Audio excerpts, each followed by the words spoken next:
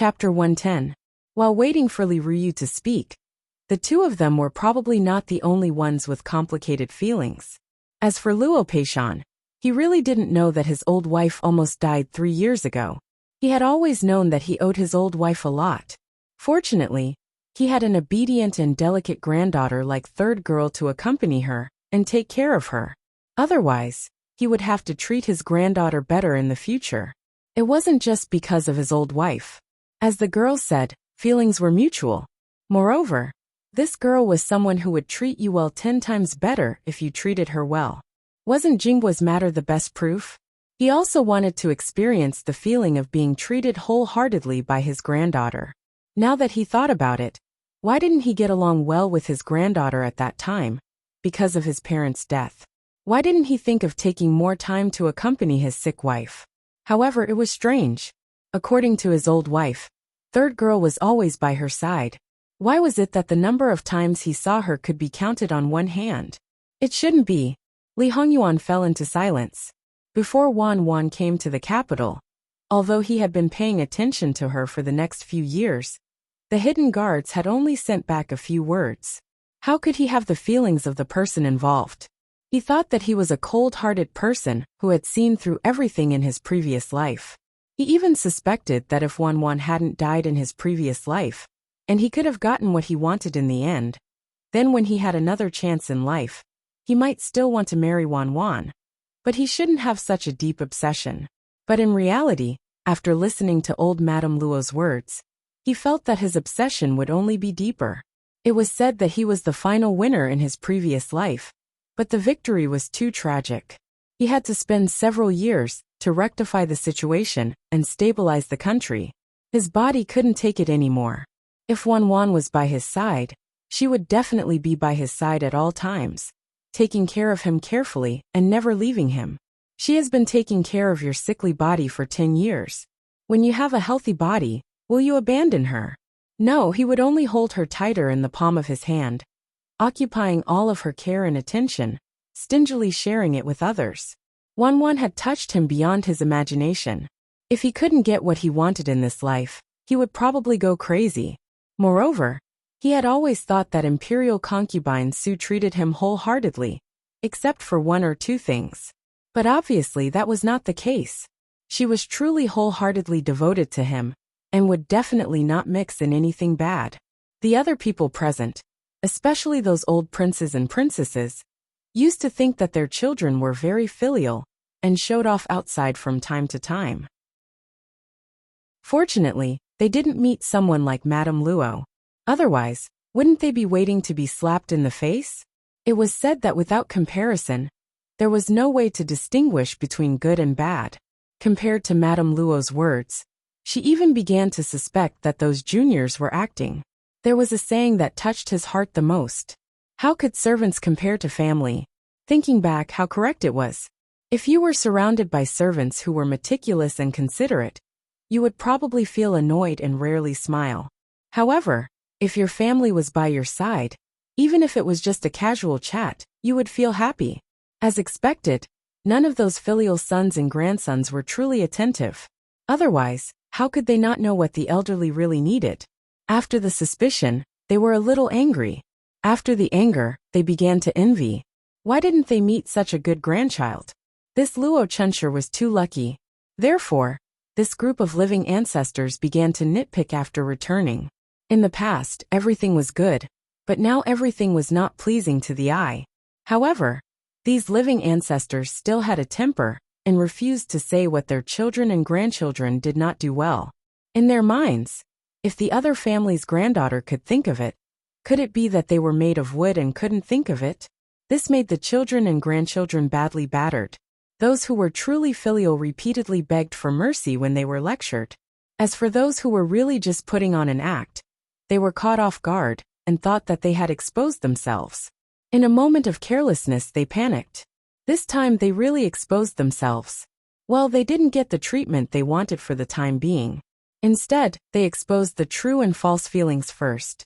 Naturally, they were furious when they found out that they had spoiled an ingrate. Jingwan probably didn't expect that she had inadvertently cheated so many people. At the moment, Li Ruyu stammered for a long time and couldn't say anything. As for Commandery Prince Chung, his heart was like dead ashes after Madame Luo's words. After hearing Emperor Li's words, he was completely numb. Therefore, when Li Ruyu looked at her for help, she didn't respond at all. Ruyu, you don't need to look at your mother. His Majesty is asking you. You just need to tell him everything in detail. The Empress said lightly. She didn't speak harshly, but the women in the harem all knew that she had completely given up on Li Ruyu and didn't intend to help her at all. They thought in their hearts that she was really heartless. However, if they were in her shoes, they would also give up Li Ruyu without hesitation in the current situation. It was a pity that they couldn't use this matter to attack the Empress. However, the Empress had suffered a great loss today. Tears began to fall from Li Ruyu's eyes. In the harem, Lu Qingdi had seen a lot of women cry. They looked pitiful, pear blossoms in the rain, stubborn and aggrieved. Those were his women. When he had the intention, he would coax them. Li Ruyu was nothing. She was just his niece. Originally, he was busy with government affairs and had to solve these trivial matters. Moreover, there was Jingwan in front of him. Now that he saw Li Ruyu like this, he became more and more impatient. Enough. If you don't want to say it, I'll make you unable to say it in the future. It's not my fault. It's not my fault. Li Ruyu repeated this sentence as she cried. And it was this sentence that seemed to convince herself. It's all that little bitch Luo Jingwan's fault. If it weren't for her, Brother Lin wouldn't dislike me. She stole the person I like. Why can't I steal her fiancé? The more she said, the more she felt that she was right. In the end, she even shouted loudly. Everyone looked at each other in dismay. Madame Luo's face was livid. She only thought that Wan had embarrassed her. She didn't expect that it was such a groundless accusation. Wait, Ruyu. Who is the Brother Lin you mentioned? Is there a fourth person involved in this matter? Your Majesty, Ruyu is talking about Yilin. The Empress dispelled Emperor Lu Qingdi's confusion. The Luo family's girl stole Yilin? What kind of nonsense is this? Your Majesty, Princess Ruyu is purely slandering. When I first entered the capital, I took my granddaughters to Duke Ding's manor as guests. Because Third Miss has been infatuated with flowers since she was a child. When she was talking about flowers with the young miss in Duke Ding's manor, Sun Bingbai accidentally overheard it. Hearing that Sun Bingbai was also someone who loved flowers and plants very much, he probably said a few words. At that time, Princess Ruyu wanted to beat and kill him, without the slightest bit of a girl's upbringing. Princess Ruyu insulted and hurt people first, so my granddaughter was angry and humiliated her. Because of similar matters, Princess Ruyu has laid her hands on quite a few young ladies. Sun Bingbai has long hated her actions to the core. On the spot, he declared that even if he became a monk, he would not take Princess Ruyu as his wife. However, Princess Ruyu blamed this on my granddaughter. This is simply unreasonable. Madame Luo's sharp gaze stared at Li Ruyu. A girl's reputation was greater than the heavens. How could she let others ruin it? Now that Madame Luo has mentioned it, this prince also remembers. Li Ruyu, this prince seemed to have told you to stay in seclusion for 3 months to learn the rules. Jumping out so early, are you ignoring this prince's words? Li Hongyuan said in a somewhat cold voice. Li Ruyu almost reflexively trembled and shrunk into a ball. TSK, look at you and you call yourself a princess? Li Hongyuan's tone was very cold and disdainful. Lu Qingdi glanced at his evil son. In fact, he still didn't understand. Why did this evil son come to join in the fun? Shouldn't he be the most impatient with this kind of trivial matter? Shut up. Li Hongyuan looked back at Lu Qingdi indifferently, and then looked away. He gave his father face, and didn't speak again. Just because of this, you sacrificed your virginity to scheme against Qin Jingmin? Lu Qingdi felt very speechless. Was there something wrong with his brain? When he looked at Li Ruyu's expression, it really was because of this. At the start, Qingdi Wangfei only thought that her daughter had a grudge against Miss Luo, or that she liked Qin Jingmin. After all, Li Ruyu changed her servant girls frequently. The 2 servant girls on the day of the incident didn't know the reason, and only knew that Li Ruyu was scheming. Now, she just wanted to open Li Ruyu's head, and see what she was thinking. Qin Jingmin, what do you want to say? Emperor, can I ask Junju a few questions? Lu Qingdi nodded. Chen Jingmin looked coldly at Li Ruyu. Did you hear Sun Bingbai say that he likes third Miss Luo? Li Ruyu dumbly shook her head. Have you heard or seen them interact in private? Li Ruyu continued to shake her head. So just because they both like flowers, you think that Sun Bingbai likes her? Without her, Sun Bingbai will marry you sooner or later. This time, Li Ruyu first nodded and then shook her head. My mother said that I can never marry Lin Gage. Since I can't get what I want, Luo Jingwan, that fickle little bitch, what right does she? Shut up. Chen Jungmin said coldly. Then he suddenly laughed. His laughter was icy. Everyone could feel it.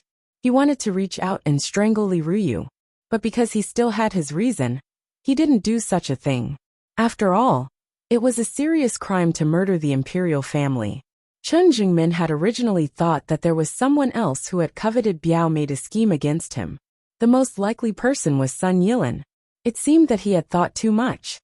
Junju, I only know today that there is someone as stupid as you in the world. You did such a thing to scheme against me. Why didn't you scheme against Sun Bingbai? If you succeeded, wouldn't you be able to get what you want to marry him? Why did you scheme against me? You broke up Biao Mei and me, and then you might let Sun Bingbai and Biao Mei get together. So you are so selfless when you admire someone. Even if you have to sacrifice yourself, you want him to find someone he likes? Chen Jingmin felt that it was not easy for him to not make a move now. This time, Li Ruyu was completely stunned. She seemed to have realized that her actions were not only not appeased, but also, how could she be so stupid? And the same question appeared in everyone's mind. Damn, how could this person be so stupid? In fact, when Li Hongyuan was scheming against Chen Jungmin, his final idea was to strip Chen Jungmin and Li Ruyu and throw them together. Then he would let someone catch them red-handed. However, in order to reduce the trouble in the future, he wanted Li Ruyu to understand Chen Jingmin first. He also needed an excuse to put the blame on Li Ruyu. In the end, this person was too smart. The person he sent changed his mind at the last minute to see if he could induce her to do it herself. Haha, not only did she do it, but she also did it to the extreme. This result was really unexpected. Alright, Li Hongyuan only needed to send someone to see how things went. Princess Cheng stared blankly at her dazed daughter. She actually gave birth to this idiot? Could it be that she was swapped after she was born? If she really had the courage to scheme against Sun Yilin, she might even praise her. Then, she would work hard to marry her back to Ding General Manor. But this idiot, Prince Cheng, was also in a mess. He wanted to dig a hole and bury himself. Chen Jingmin wiped his face helplessly. Chen Jingmin, Your Majesty, I was tricked by such an idiot. Does it mean that I am also hopelessly stupid? Lu Qingdi wanted to nod, but when he thought of Chen Jingmin's talent and the articles he wrote, there were not many smart people in the world, if he was really an idiot. He coughed dryly. As the saying goes, people make mistakes and horses stumble. You probably didn't expect this to happen. It's pardonable that you were careless. But my cousin and I have broken off the engagement. A single mistake could lead to everlasting regret. How could Lu Qingdi not see that this guy was deeply in love with Miss Luo? So now, what do you think? Can I ask Your Majesty to kill Li Ruyu? Can I ask Your Majesty to grant a marriage between my cousin and me?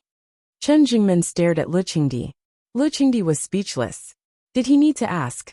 He was not a child. Could he say something more reasonable? Li Hongyuan just thought that he would let bygones be bygones, and let him go for the sake of marrying an idiot.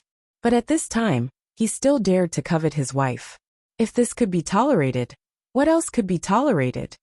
No, then I will marry her, Chen Jungmin said with an extremely indifferent expression.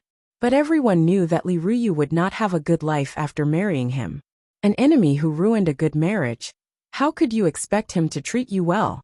There was no such good thing in his dreams. No, I don't want to marry him. No matter how slow Li Ruyu was, she could feel Chen Jingmin's hatred for her. Even if she was a commandery princess, he had no respect for her. If she married him, she would end up miserable. Isn't it too late to say this now? Lu Qingdi said coldly. Why didn't you think about the consequences when you did such a shameless thing? If you don't want to marry, you can either become a monk or die suddenly. Chen Jingmin doesn't want to marry you. If you die, everything will be over. Li Ruyu immediately shut her mouth. As the saying goes, a bad life is better than a good death. Monks of the imperial family would be expelled from the family, just like ordinary monks. Moreover, there would be a special place to watch over them. Because they were members of the imperial family before they became monks, they were more likely to be abused. This was because the people who watched over them could get pleasure from abusing them, who were of noble status. Was this the end of the matter? No, of course not. As a member of the imperial family, Li Ruyu enjoyed the honor of being a commandery princess. But she did not cultivate her body, did not cultivate her character, did not follow the rules, did not have decorum, and was easily angered. She was irritable and impulsive, and even more shameless. She ruined her chastity, ruined her reputation as a commandery princess, and brought shame to the imperial family. Commandery Prince Chung. No, your majesty, you can't do this. You can't. Oh, what Li Ruyu cared about the most was her commandery princess position. It should be said that all those who were inferior to her, including Sun Yijia and the others, were all B***cheese. She did not dare to say it out loud only because she could not provoke Sun Yijia and the others. Now that she had become a commandery princess, a B***tch in her mouth, how could she bear it? Moreover, to a certain extent, the status of those who were demoted in the imperial family was actually lower. They all had the same mentality. How satisfying it was to trample on those who were once noble. Moreover, Li Ruyu was notorious, so she would only be trampled on more severely in the future. Those who were bullied by her would find ways to bully back. It was not that no one could say no to Lu Qingdi, but that person was definitely not Li Ruyu.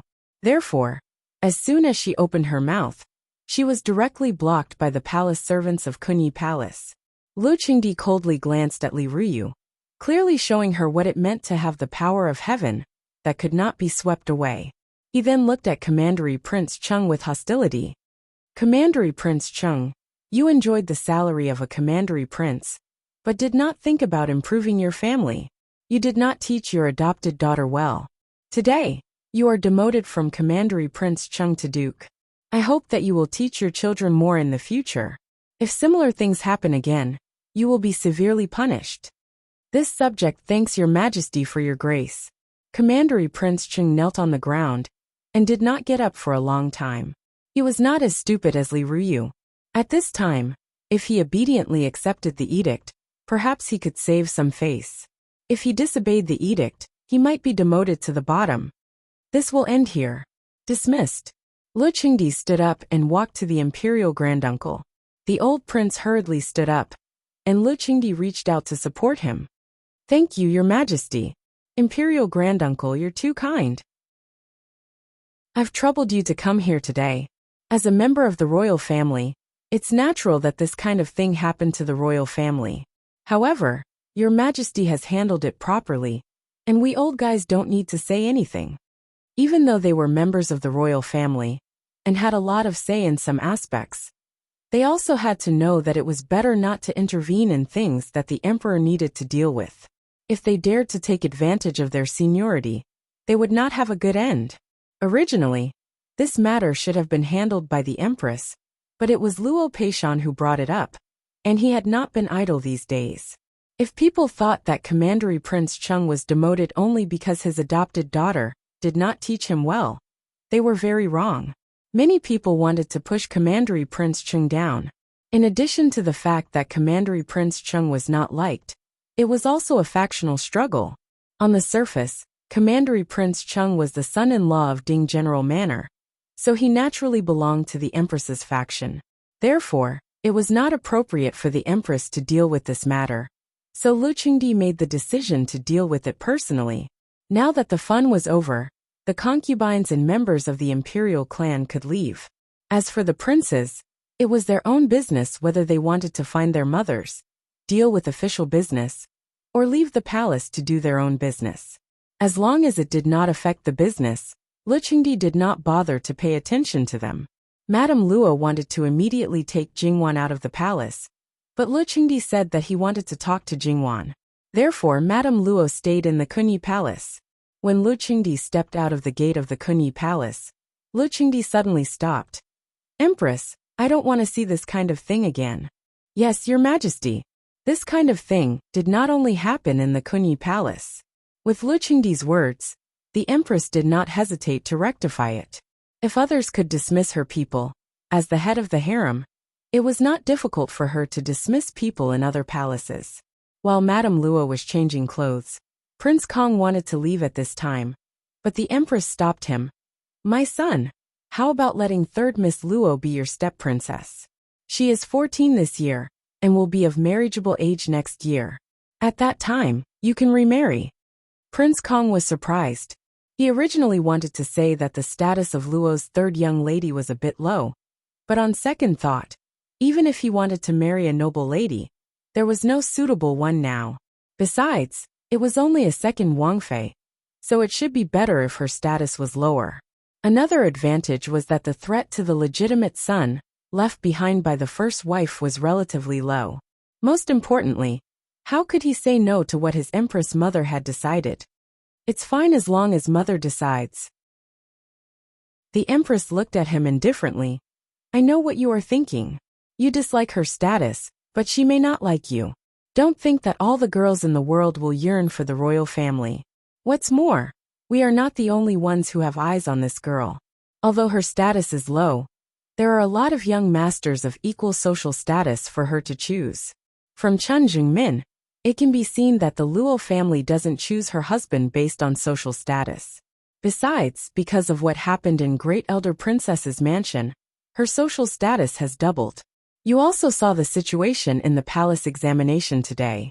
Your father praised her highly, and there are many noble families who want to marry her. It's not easy for her to be your step-princess. Then what should we do now?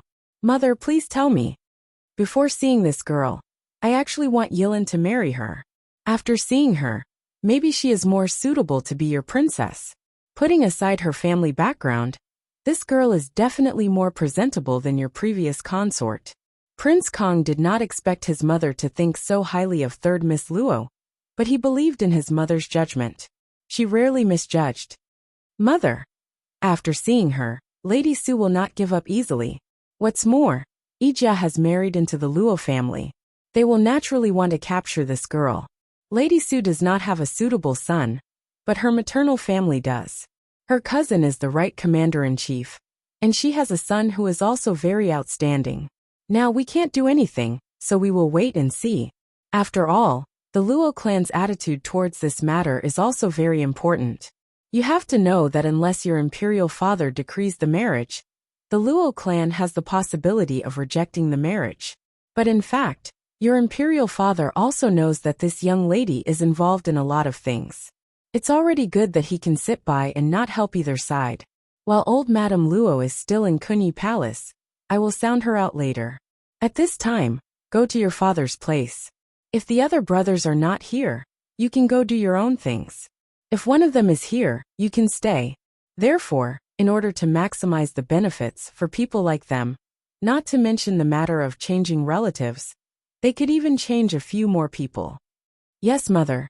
Prince Kong was about to leave when he remembered something. Mother, the chief steward in your palace. What, my son? Do you think I only have one available chief steward? This son is overthinking. This son will take his leave. It's only one chief steward. Without one, I can still bring up 8 or 10 more. The Empress was quite indifferent to this point. If one person could really affect the overall situation of her Kunyi Palace, then she could not continue to be the Empress. When noble consort Su brought her 2 sons to Jade Essence Palace, she was also talking to them about Jingwan's marriage. As the Empress guessed, noble consort Su's first choice was her cousin's son. The Empress's first choice was son Yilin. Now, I'm afraid the Empress prefers third Miss Luo to be her daughter-in-law. Therefore, the women in the harem were not much different from each other. Li Hongyuan seemed to be listening casually, but in his heart, a storm was gathering in his eyes. Although he knew that Wanwan would be spied on and schemed against if she broke off the engagement, he couldn't help but be furious when he heard these people betrothing Wanwan to this person, and that person without considering her own thoughts, let alone her happiness. Although these things, whether they considered or not, Wanwan could only belong to him in the end. However, whether they considered or not affected Li Hongyuan's perception of them. If they considered her when they schemed against Wanwan, then when he dealt with them, he might be gentler. Yuan, what are you thinking about? Noble consort Su suddenly turned to look at Li Hongyuan as she spoke. I'm bored. I also think that you've been really bored recently. Otherwise, you wouldn't have come to the palace today. Li Hongyuan faintly hummed in acknowledgement. When he heard how Wanwan asked Luo Jingbo to guard against other women, he knew that Wanwan was very disgusted with those people and those things. He felt that even if he was just putting on a show, he should try his best to reduce the number of people in the courtyard. Although he didn't mind Wanwan settling accounts with him in the future, those people might delay the time when he won Wanwan's heart. However, after thinking about it carefully, he realized that since he learned that Wanwan was going to the capital, he hadn't played 7 Days of Love. It turned out that he didn't need to reflect deeply on himself and subconsciously restrained himself. When did he, Li Hongyuan, become so obedient? Very good. He found another reason for Wanwan to compensate him. Yuan, how about letting third Miss Luo be your princess consort? Noble consort Su said with a smile. Mother. Li Hongming subconsciously wanted to stop her. This matter couldn't be done like this. Noble consort Su glanced at him, and Li Hongming could only shut his mouth. Li Hongyuan didn't react. Mother. Do you want to become enemies with Luo Shangshu? It mainly depends on whether you like it or not, Yuan. Everything else doesn't matter. It's just that this girl's status is still a bit low. If her father sits in the position of a 4th-rank official, then let Luo Shangshu retire early and promote her father. Everything will be fine. Unfortunately, however, she can still be your consort. In front of the throne, this son's everything is not important. The most important thing is to win the support of the courtiers. The implication was that he should shut up and not make such meaningless jokes. He only needed to wait for his father to take the initiative to grant him and Wanwan's marriage. Before that, he only needed to clear the obstacles for himself and Wanwan, then clear them. See, it was just a matter of a sentence. How simple. Simple. Damn, there were too many people watching Wanwan. It would be very tiring to deal with them one by one. It wasn't simple at all. Wanwan's current situation was much more complicated than in his previous life. At that time, he didn't know the specifics, but at most, the Chen family would break off the engagement in 2 days. Princess Chen Jingmin still had some say, but she was unknown. It was only a month later that she was suddenly schemed against and set up a second fiancé. Then, she got married not long after she became of age, and it was when the man was in mourning. However, she didn't have to wait for another 3 years. Speaking of which, at that time, the Luo family actually wanted her to wait for 3 more years, right? Why did they let her get married at that time? There must be a reason behind it.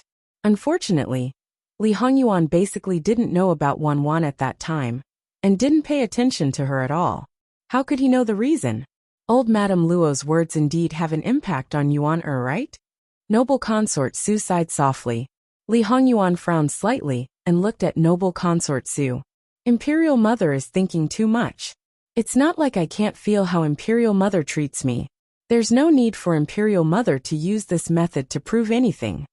Yuan, Imperial Mother first wants the best for you. Everything else can be considered later. Li Hongyuan glanced at Li Hongming. Sacrificing the interests of your own son to fulfill the love of your adopted son. It's no wonder your biological son always thinks that you're biased towards your adopted son. You've already done those 2 things. What's the point of doing these things to this extent? Imperial Mother, you don't have to worry about me. Noble consort Su smiled. That's right, Yuan. Imperial Mother heard that you asked for a secret skin-nourishing recipe from the Luo family's 3rd young miss, and prepared to give it to Imperial Mother. Imperial Mother has been waiting, but I haven't seen it until today. I forgot. Li Hongyuan said indifferently. Noble consort Su covered her mouth and laughed, because she felt her son's awkwardness. That Luo family's 3rd young miss is really too much.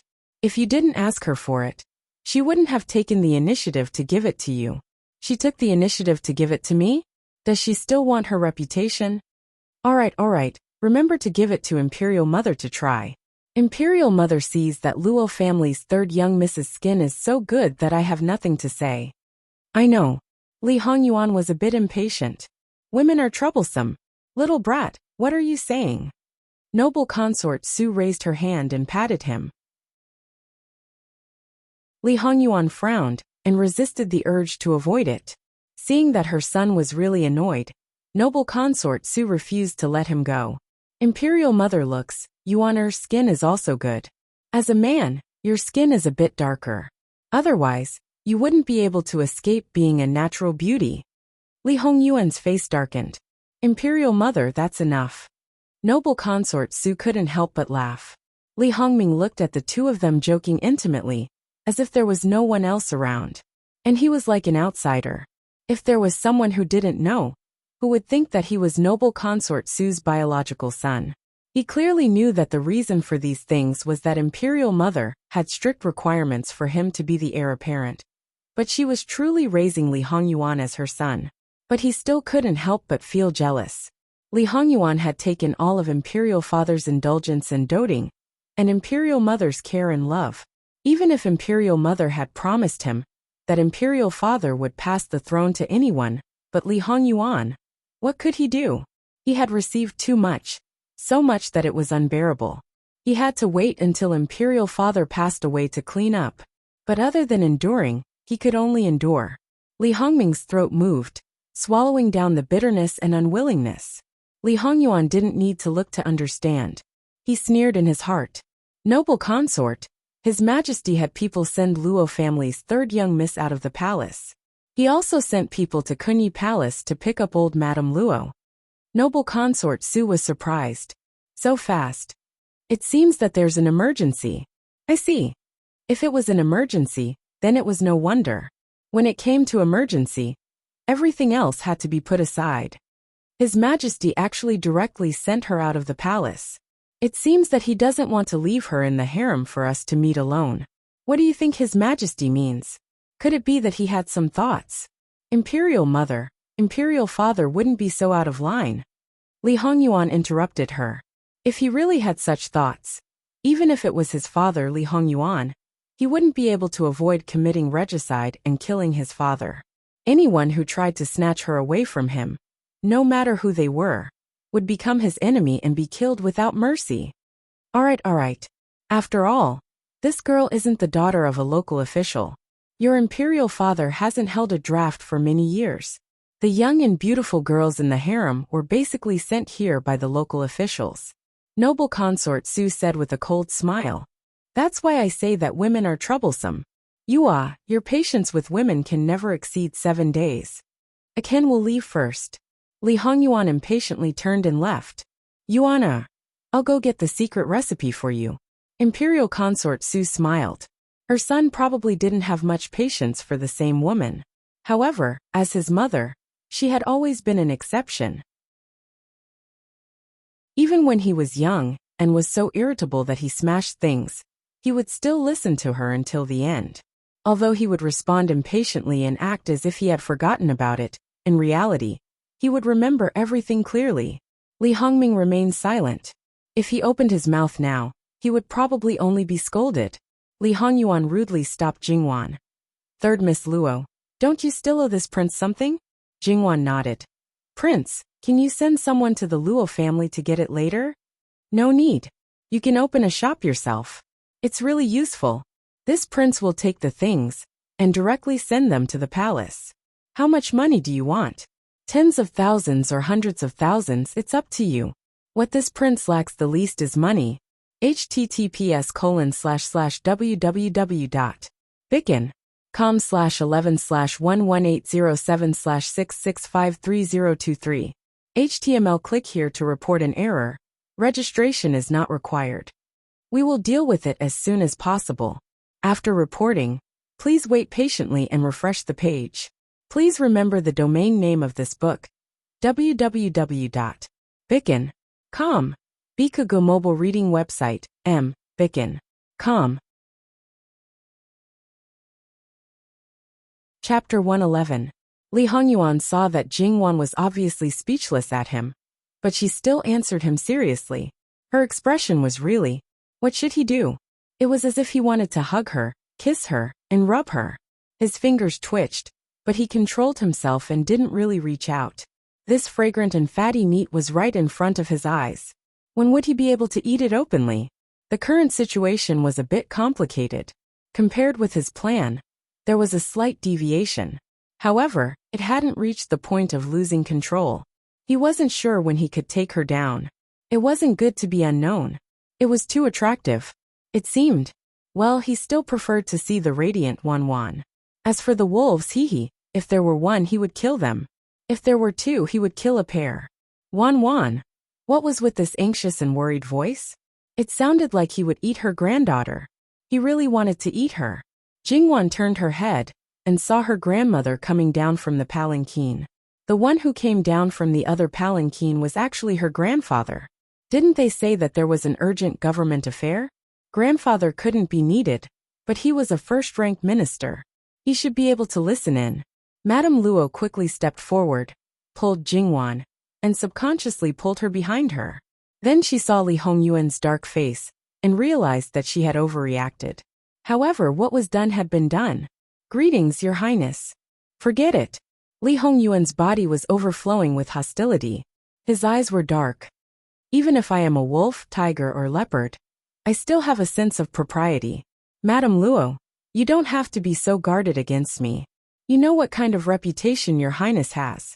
What I am guarding against is not you, but those rumors. Li Hongyuan's face was extremely dark, but this person was an elderly person and Wan's grandmother, so he really couldn't do anything to her. Instead, he took out his anger on Luo Peishan, who was slowly walking over, and left in a huff. Jingwan stood behind her grandmother and actually felt very happy, putting aside that her grandmother did not yield an inch to protect her. The main reason was that Jin Qinhuang's temper was not as bad as the rumors said. At the very least, he still respected the elderly. Seeing Li Hongyuan get on Jin Qinhuang's carriage, old Madame Luo slightly breathed a sigh of relief. When facing Jin Qinhuang, although she appeared unyielding on the surface, her heart was actually quite nervous and apprehensive. She was afraid that he would do something to her.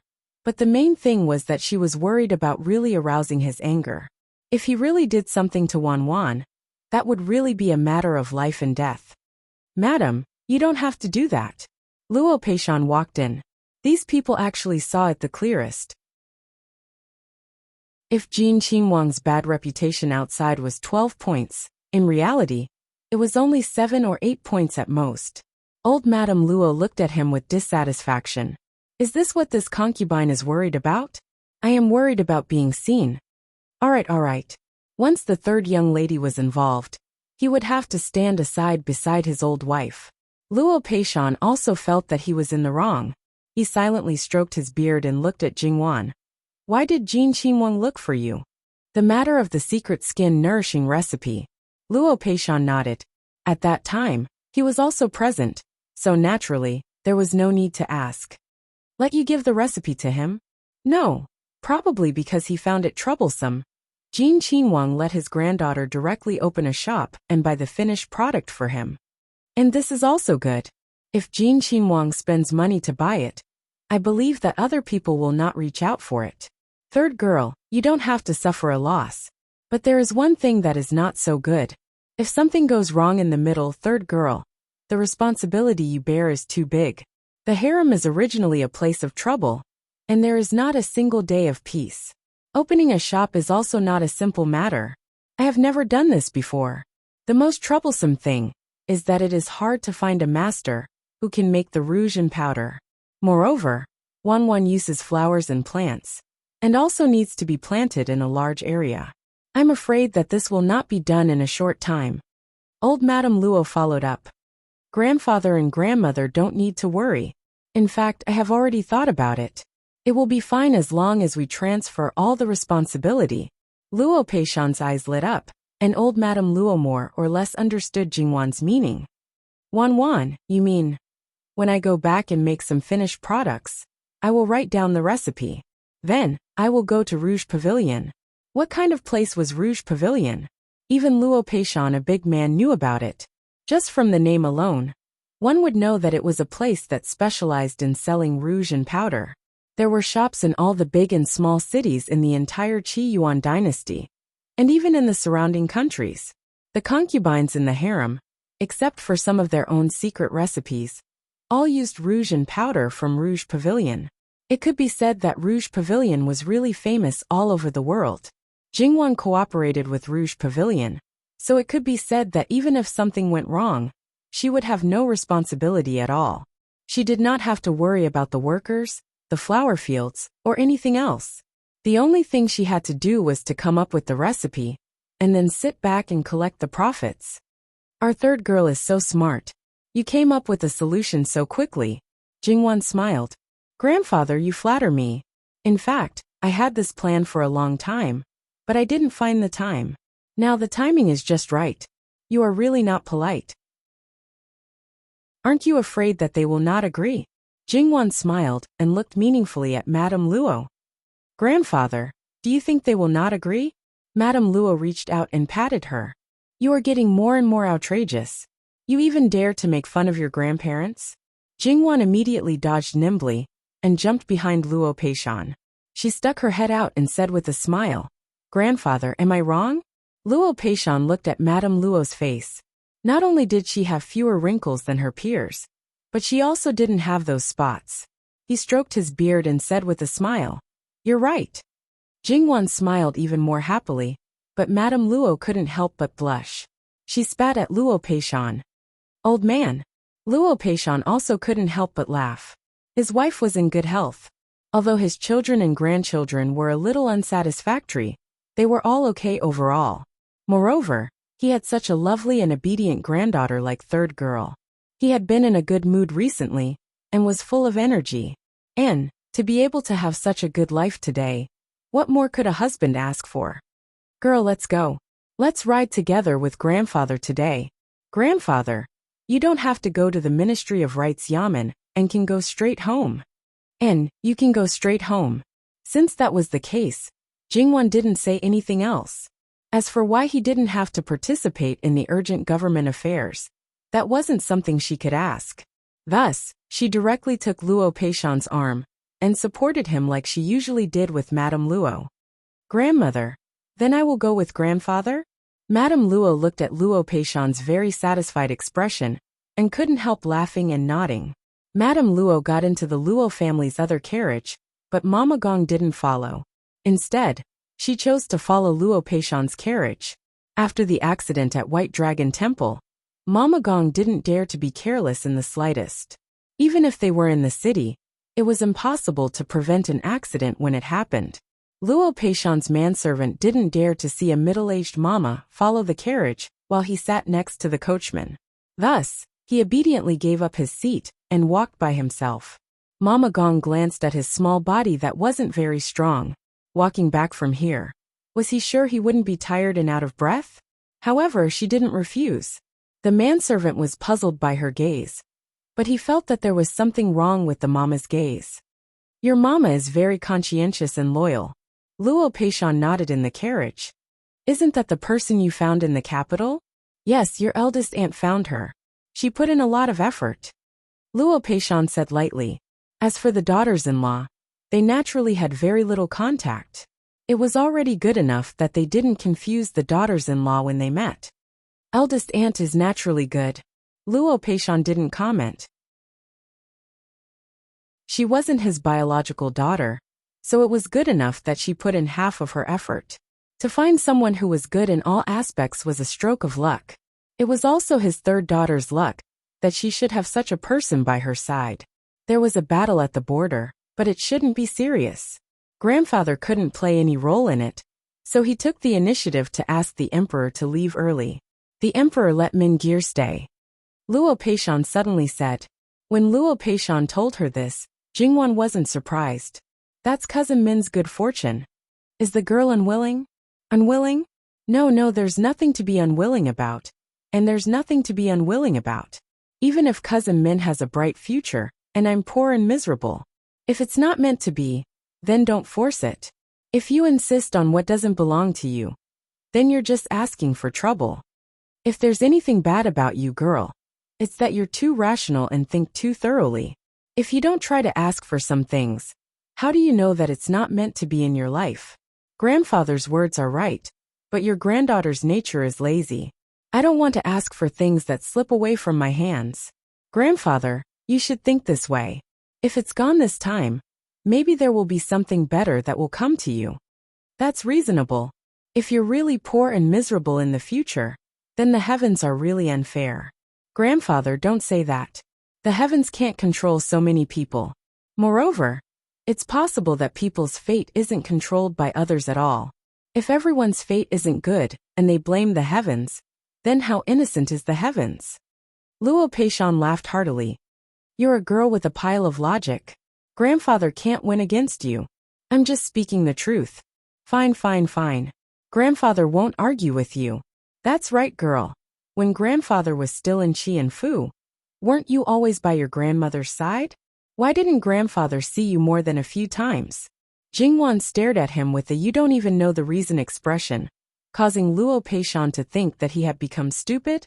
Slightly annoyed, he bent his finger and knocked on Jingwan's head. Jingwan covered her head and pursed her lips, looking at Luo Peishan with an aggrieved expression.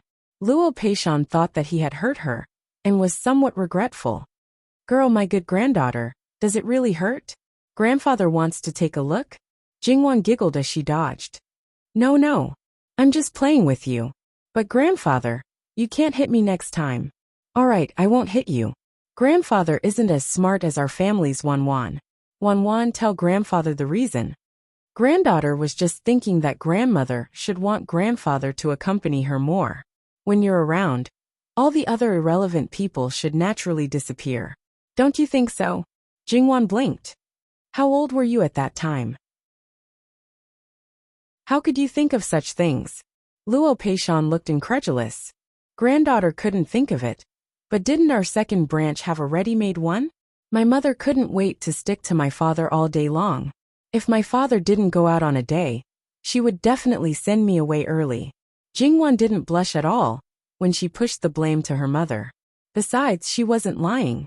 Her mother had really done such things before, and it wasn't just once or twice. That's why granddaughter thought that grandmother must be the same. Luo Peishan's old face was both red and black. He was red because he didn't even realize that such a young granddaughter could think of such things. He was black because those two bastards, they didn't care about you when you were so young. They only knew how to be lovey-dovey all day long. Fortunately, you were a director. Otherwise, you would have been led astray by them. Jingwan thought that she had to be sensible. She wasn't really a child at that time, and didn't want to be blinded by her parents.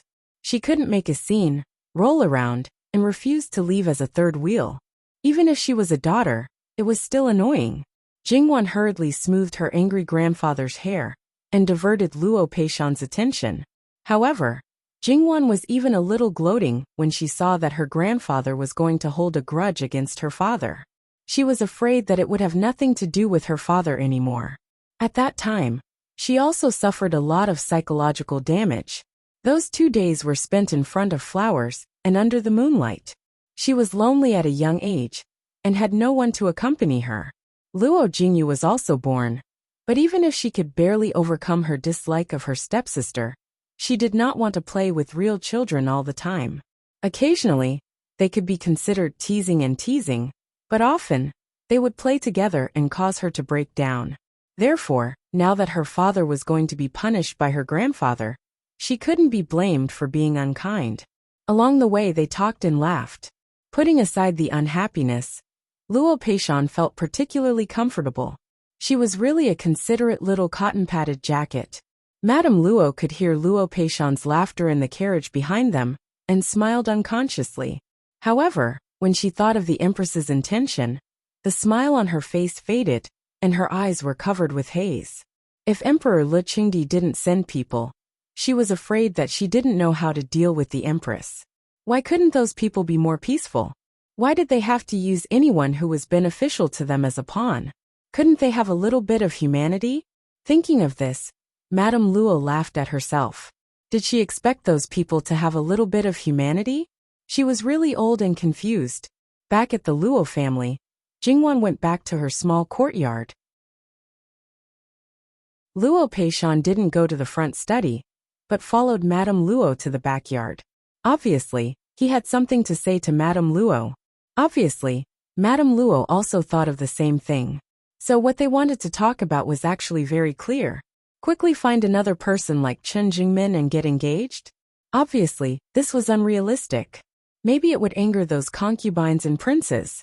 After all, Chen Jingmin's situation was different from the one that was hastily decided. The former was already decided in advance. It wouldn't make people angry, but it would only make people feel pity. The latter was obviously done deliberately to stop them.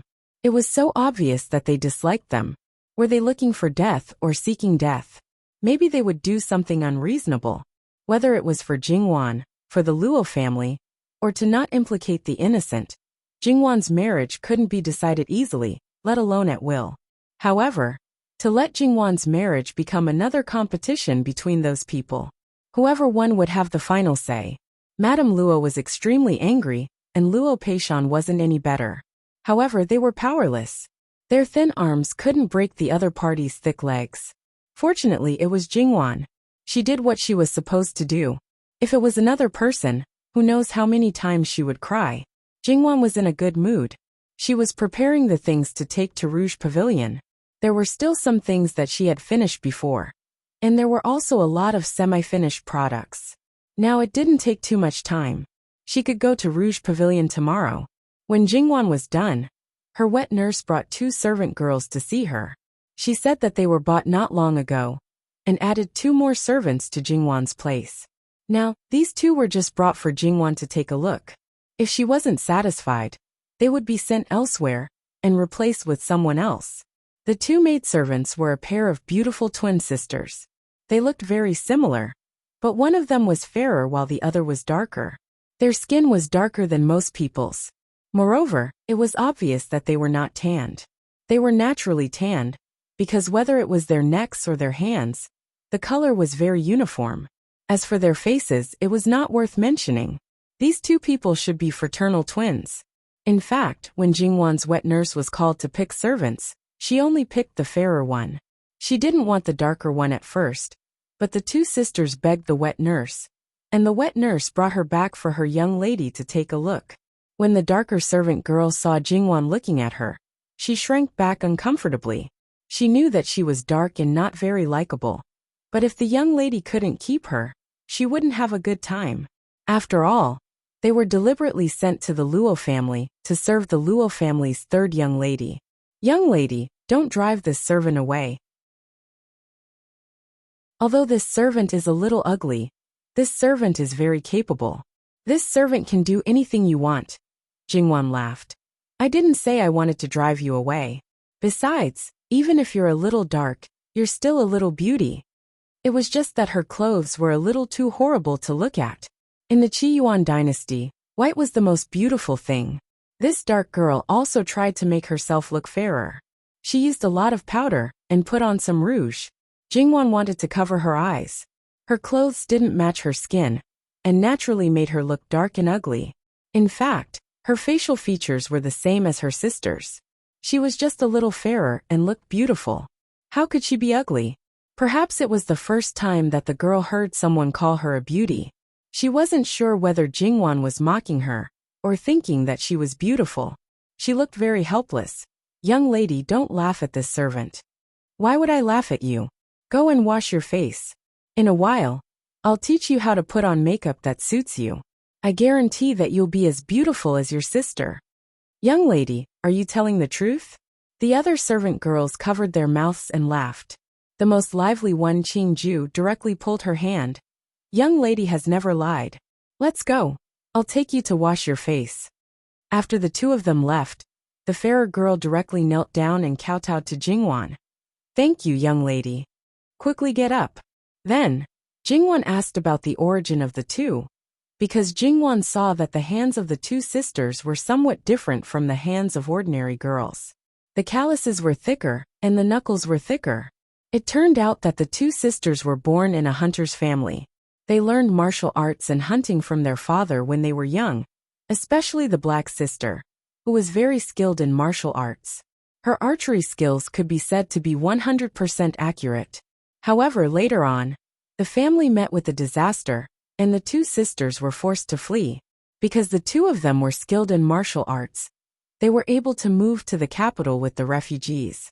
However, they didn't have a household registration, and were also girls. They couldn't find a place to stay and couldn't work as helpers, so they had no choice but to sell themselves as slaves. However, they didn't meet any black-hearted human traffickers.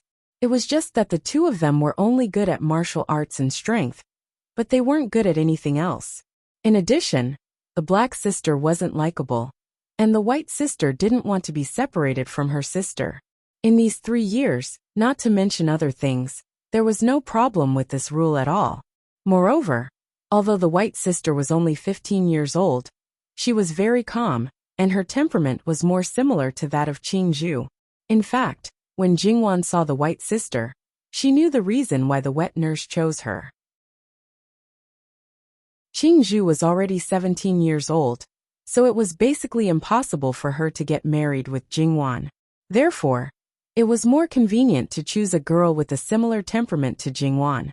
Then in the future, they can stay here with me. First, take the salary of a second-class maid. The wet nurse will arrange for them to take the money directly from me. First, make some clothes. White sister will be called Bai Xiao in the future. Black sister will still be the same name. I don't need to care about the white sister's clothes, mainly the black sister's clothes. Choose dark purple, gray-green, brownish red, brownish yellow and other colors. I don't want light and soft colors. The embroidery on the clothes should be simple and matched with warmer colors. That's all. The people around Jingwan would not question Jingwan's words. Although Bai Xiao muttered in her heart that her sister would look old-fashioned in those colors. This was the master's absolute order, so they only needed to obey. After washing off the things on her face, the black sister looked much more pleasing to the eye. Jingwan wanted to put makeup on her, which was not appropriate, but other people did not know how to put makeup on people with dark skin. Jingwan was a little itchy to do it. However, Jingwan could not use the things that she usually used, otherwise Nanny Gong would really scold her. However, Jingwan was never a stingy master, so the things that her maids used were absolutely not bad. The black sister's skin was not bad. Besides, as a 15-year-old girl, it was at least 30% worse. Jingwan carefully put makeup on her. She threw away all the rouge, and finally asked Qing Mei to comb her hair again. The new black sister looked like a completely different person. Her face was still the same black face, but she looked radiant, lively, and had another kind of indescribable beauty. Nanny Gong's eyes were the sharpest. At a glance, she could see that the black sister now had something that was very attractive to men, but she did not know how to describe it. If she asked, Jingwan would tell her that it was vitality, beauty and the release of the true wildness. Yes, the black sister was born as a prey. She was skilled in martial arts, so she was different from ordinary girls. Once she released it, it would arouse men's desire to conquer her. Jingwan said that the black sister was still young. When she put makeup on her, she had tried to restrain herself as much as possible. In a few years, when she was fully grown, she would be really charming. When she was at home, she did not pay much attention to it. After she came to the capital city, she was criticized again and again. The black sister began to care about her face and her skin color. She envied her sister's fair and beautiful skin, and even gradually became a little self-abased. She was silent, and she was not as reckless as she used to be in the forest. Later, when she was training, she did not care about her life. Seeing this, Bai Xiao's heart ached. In fact, her sister was not ugly at all. She just did not find the right way before. Seeing that everyone was staring at her, the black sister was a little nervous. What's wrong? Jingwan smiled. Go and get the glass mirror. It was the first time that the black sister used a mirror that could reflect people so clearly. Looking at herself in the mirror, she could not believe it. Is this really me? After getting the confirmation again and again, the black sister was so happy that she was about to kneel down and kowtow to Jingwan. Jingwan pulled her and smiled. I didn't do anything. I just restored a little beauty. The black sister was not an inferior and timid girl. The problem that she was originally concerned about disappeared in an instant. Her whole person was glowing with vitality, and even showed signs of returning to her original nature of running in the forest.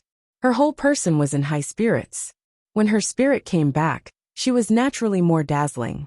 If the wet nurse had not been looking at her all the time, she would never have believed that this was the girl she had brought back. But she still clicked her tongue in amazement. If you walk out, those people will definitely not recognize you. But if we say that our girl is amazing, others don't have this ability.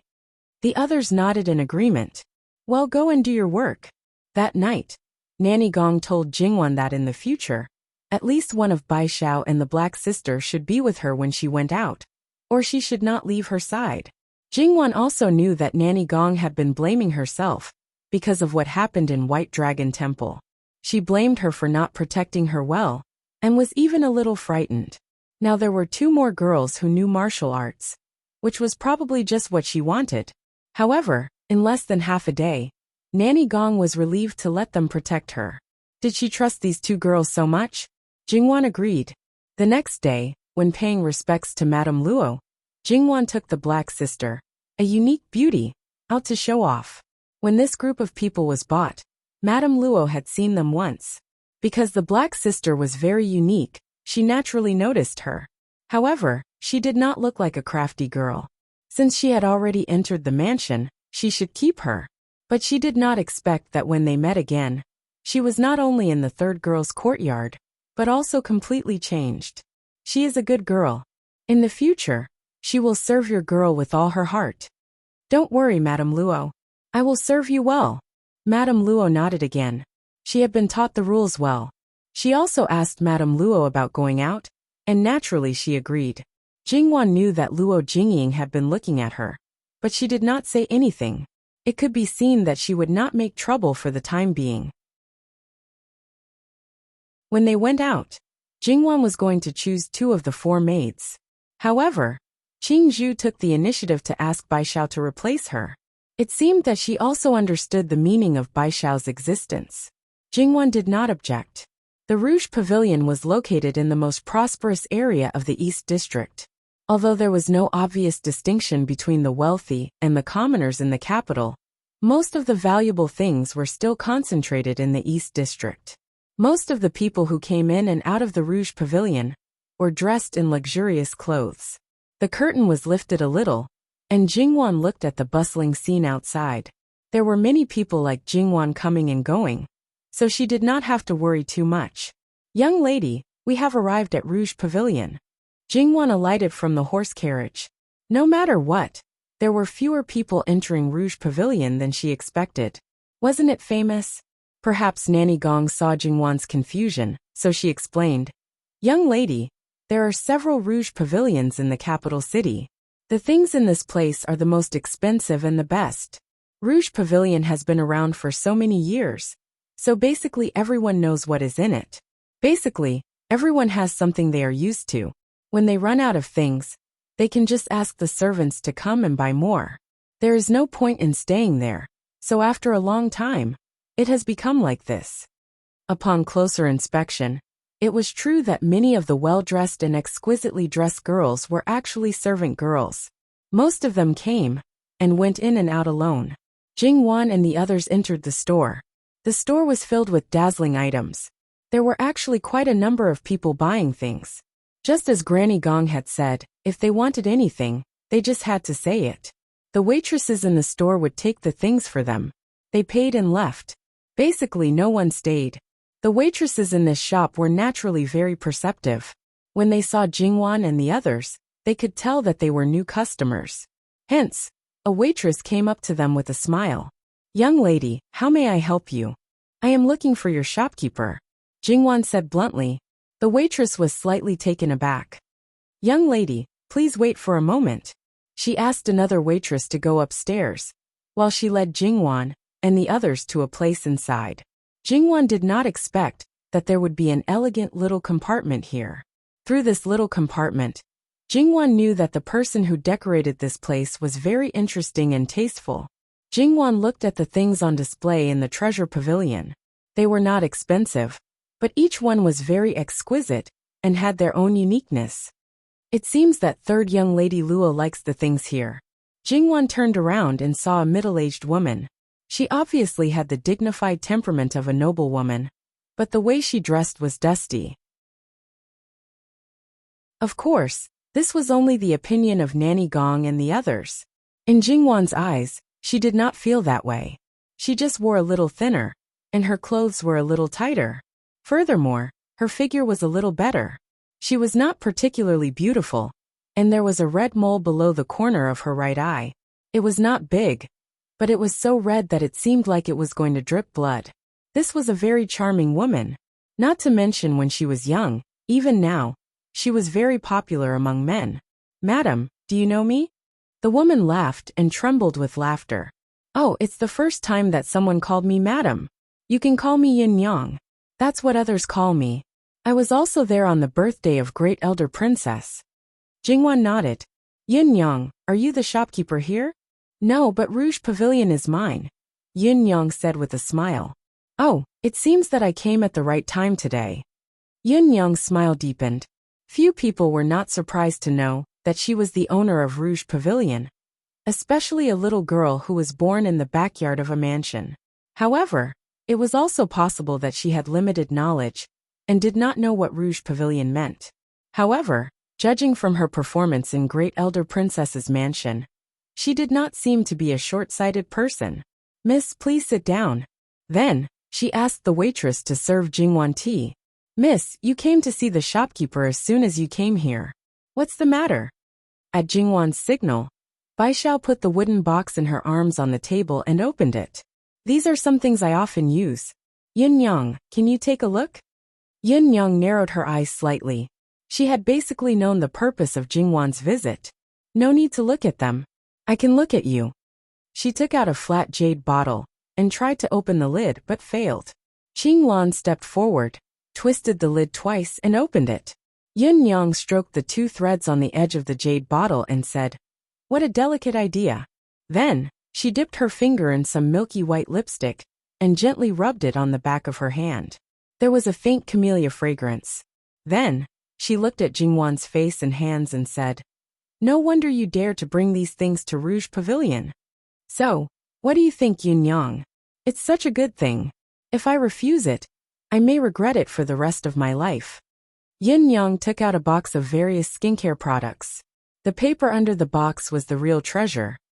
"I want 30% of the profits of all the recipes I give, and I don't care about the rest." Yin Yang sighed helplessly and said, "You're really free and easy to leave everything to others." "That's because I'm afraid of trouble. Otherwise, 2 years ago, your Rouge Pavilion might have a difficult opponent." "That's really lucky." Although she said so, Jingwan could feel that she didn't take it seriously. After all, how could she, a woman, keep the Rouge Pavilion as a money tree without any support? "I have a little suggestion. Yin Yang, you can listen to it. Of course, if you're willing to accept it, you can accept it. If not, just ignore it." Third Miss Luo's suggestion to Great Elder Princess caused such a sensation. "I think it's definitely not a wise decision to ignore it." "You're flattering me, Yin Yang." Jingwan just talked about the packaging. There was no need for publicity at all. After all, Rouge Pavilion was so famous. Fine packaging was definitely a great way to increase the value of goods. When the quality was improved, the value of the goods might soar 10 or even 100 times. Wooden boxes, silver boxes, gold boxes, jade boxes, and those inlaid with gems. Wooden boxes can also be made of different kinds of wood, and then they can be packaged in a set of several kinds. As for the packaging of a single item, there can be a relatively common box, and naturally, there can also be a special box that belongs to a certain person. Yin Yang's eyes were full of splendor. She looked at Jingwan with disbelief. "Little girl, you're really amazing. If I let you do anything, I'm afraid your companions won't have anything to eat. You're exaggerating. I can only come up with some ideas. In fact, I know nothing about it." Yin Yang shook her head with a smile, and then went to write the contract. 40% of the profits? Yin Yang, it's too much. It's not much. The value of your ideas is far more than the 10% profits. Although I'm a businesswoman, sometimes I just want to do what I want. Then it would be impolite to refuse. Then Luo-san Gunyang, do you have any other requests? For example, if your family comes to buy, I'll charge you 10% of the selling price. However, everyone has a monthly quota. The excess will be the original price. I can't let Yin Yang suffer a loss. Oh, by the way, if my family's fourth sister comes to buy, you can raise the price a bit. Even if she took out the money, Luo Jingying wouldn't be able to afford it. As for whether Luo Jingying would rob other people, it was none of Jingwan's business. After all, except for Yin Yang's, Luo Jingxiang's things were not easy to rob. However, Yin Yang didn't have much money. Would she be willing to give all of her share to Luo Jingying? Hehe. Digression. https://www.bicken.com/11/11807/6653026. HTML chapter error. Please click here to report. No registration required. We will deal with it as soon as possible. After reporting, please wait patiently and refresh the page. Please remember the domain name of this book. www.bicken.com mobile edition. Chapter 112. Don't say that Jingwan was black-hearted and set such a high price for the things she took out. From the beginning, her things could not be sold as commoners. How could you try to sell things that were sent into the palace as commoners? In this way, she might as well set the price as high as possible. No matter where it was, there was a mentality that the higher the price, the better the item. The more unique it was, the more it could stand out from the masses. This often meant that it had an extraordinary status. Many people also enjoyed the unique sense of superiority of, I have something that you don't have. If they pushed it out in this way, there was no need to worry that no one would buy it. As for those who did not have the money, but wanted to pretend to be rich, let's set up a system. There are some things that cannot be sold even if you have the money. This shouldn't be difficult for Yun Yang, right? After all, Rouge Pavilion has been in the capital for so long. You must know the background of those madams and ladies. As for how to set the threshold, Yin Yang should know better than me. Yin Yang smiled charmingly. Miss is really kind. There is no need to be so polite to those vain people who overestimate themselves.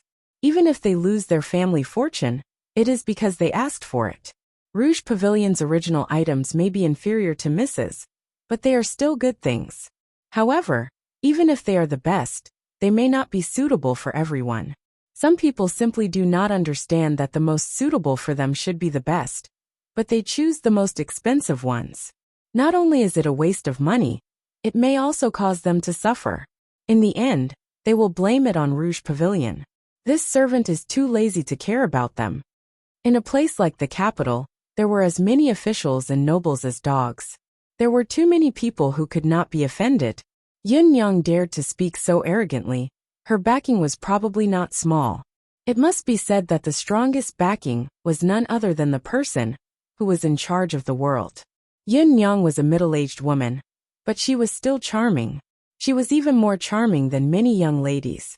Could it be that she was a Lu Qingdi who had some unclear first, second, third, and so on?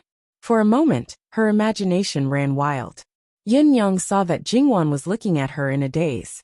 She touched her face and revealed a particularly charming smile.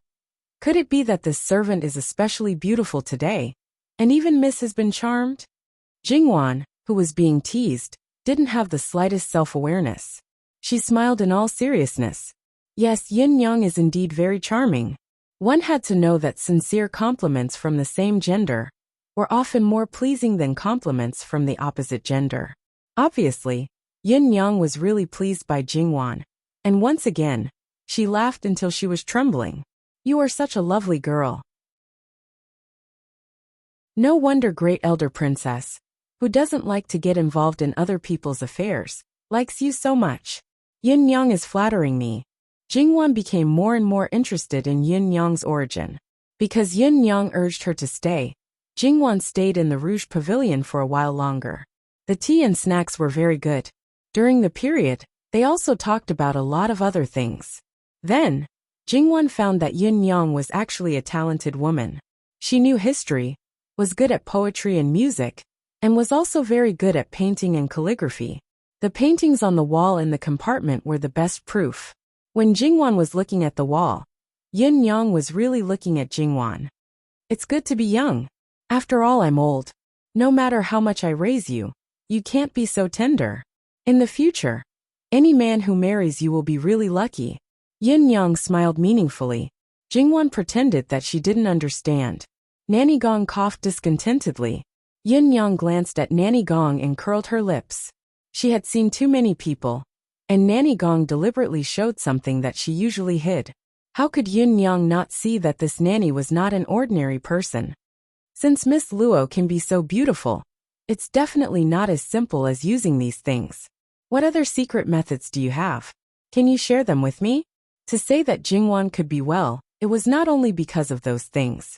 If it was really so magical, she didn't need to do anything else.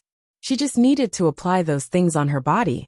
Then, all the people who had used these things would be like Jingwan. Then, the beauty industry would reach the peak at this time, and there would be nothing left for the later generations. In fact, Jingwan didn't use many things to maintain her skin. They just played an auxiliary role. Most of the time, she nourished her skin internally. Her endocrine was balanced, and there was no toxin in her body. In this way, it was difficult for her to look bad. Therefore, Jingwan was not stingy. She simply told Nanny Gong some methods to maintain her health. In fact, it was not only Jingwan and Nanny Gong who knew these methods. Many people knew them. It was just that what Jingwan knew was combined with what Nanny Gong knew. In addition, Nanny Gong put in a lot of effort on her, so the best effect was achieved. Therefore, after Jingwan said those things, Yin Yang thought that Jingwan was hiding something. However, she was not a narrow-minded person. She didn't have a bad opinion of Jingwan because of this. Anyway, she was just a little girl. I have something to do, so I can't keep you here. After the things are made, I'll ask someone to send them to you. If there is something not satisfactory, you can tell me. Jingwan also saw that Yin Yang didn't believe her, so she didn't say anything more. She just got up and left. Yin Yang asked someone to pack a large bag of various rouge, face powder, and creams from Rouge Pavilion for her. Of course you don't like these, but there should be many people who like them. After all, there are several kinds of them, which are used by the concubines in the palace. Yin Yang smiled and winked.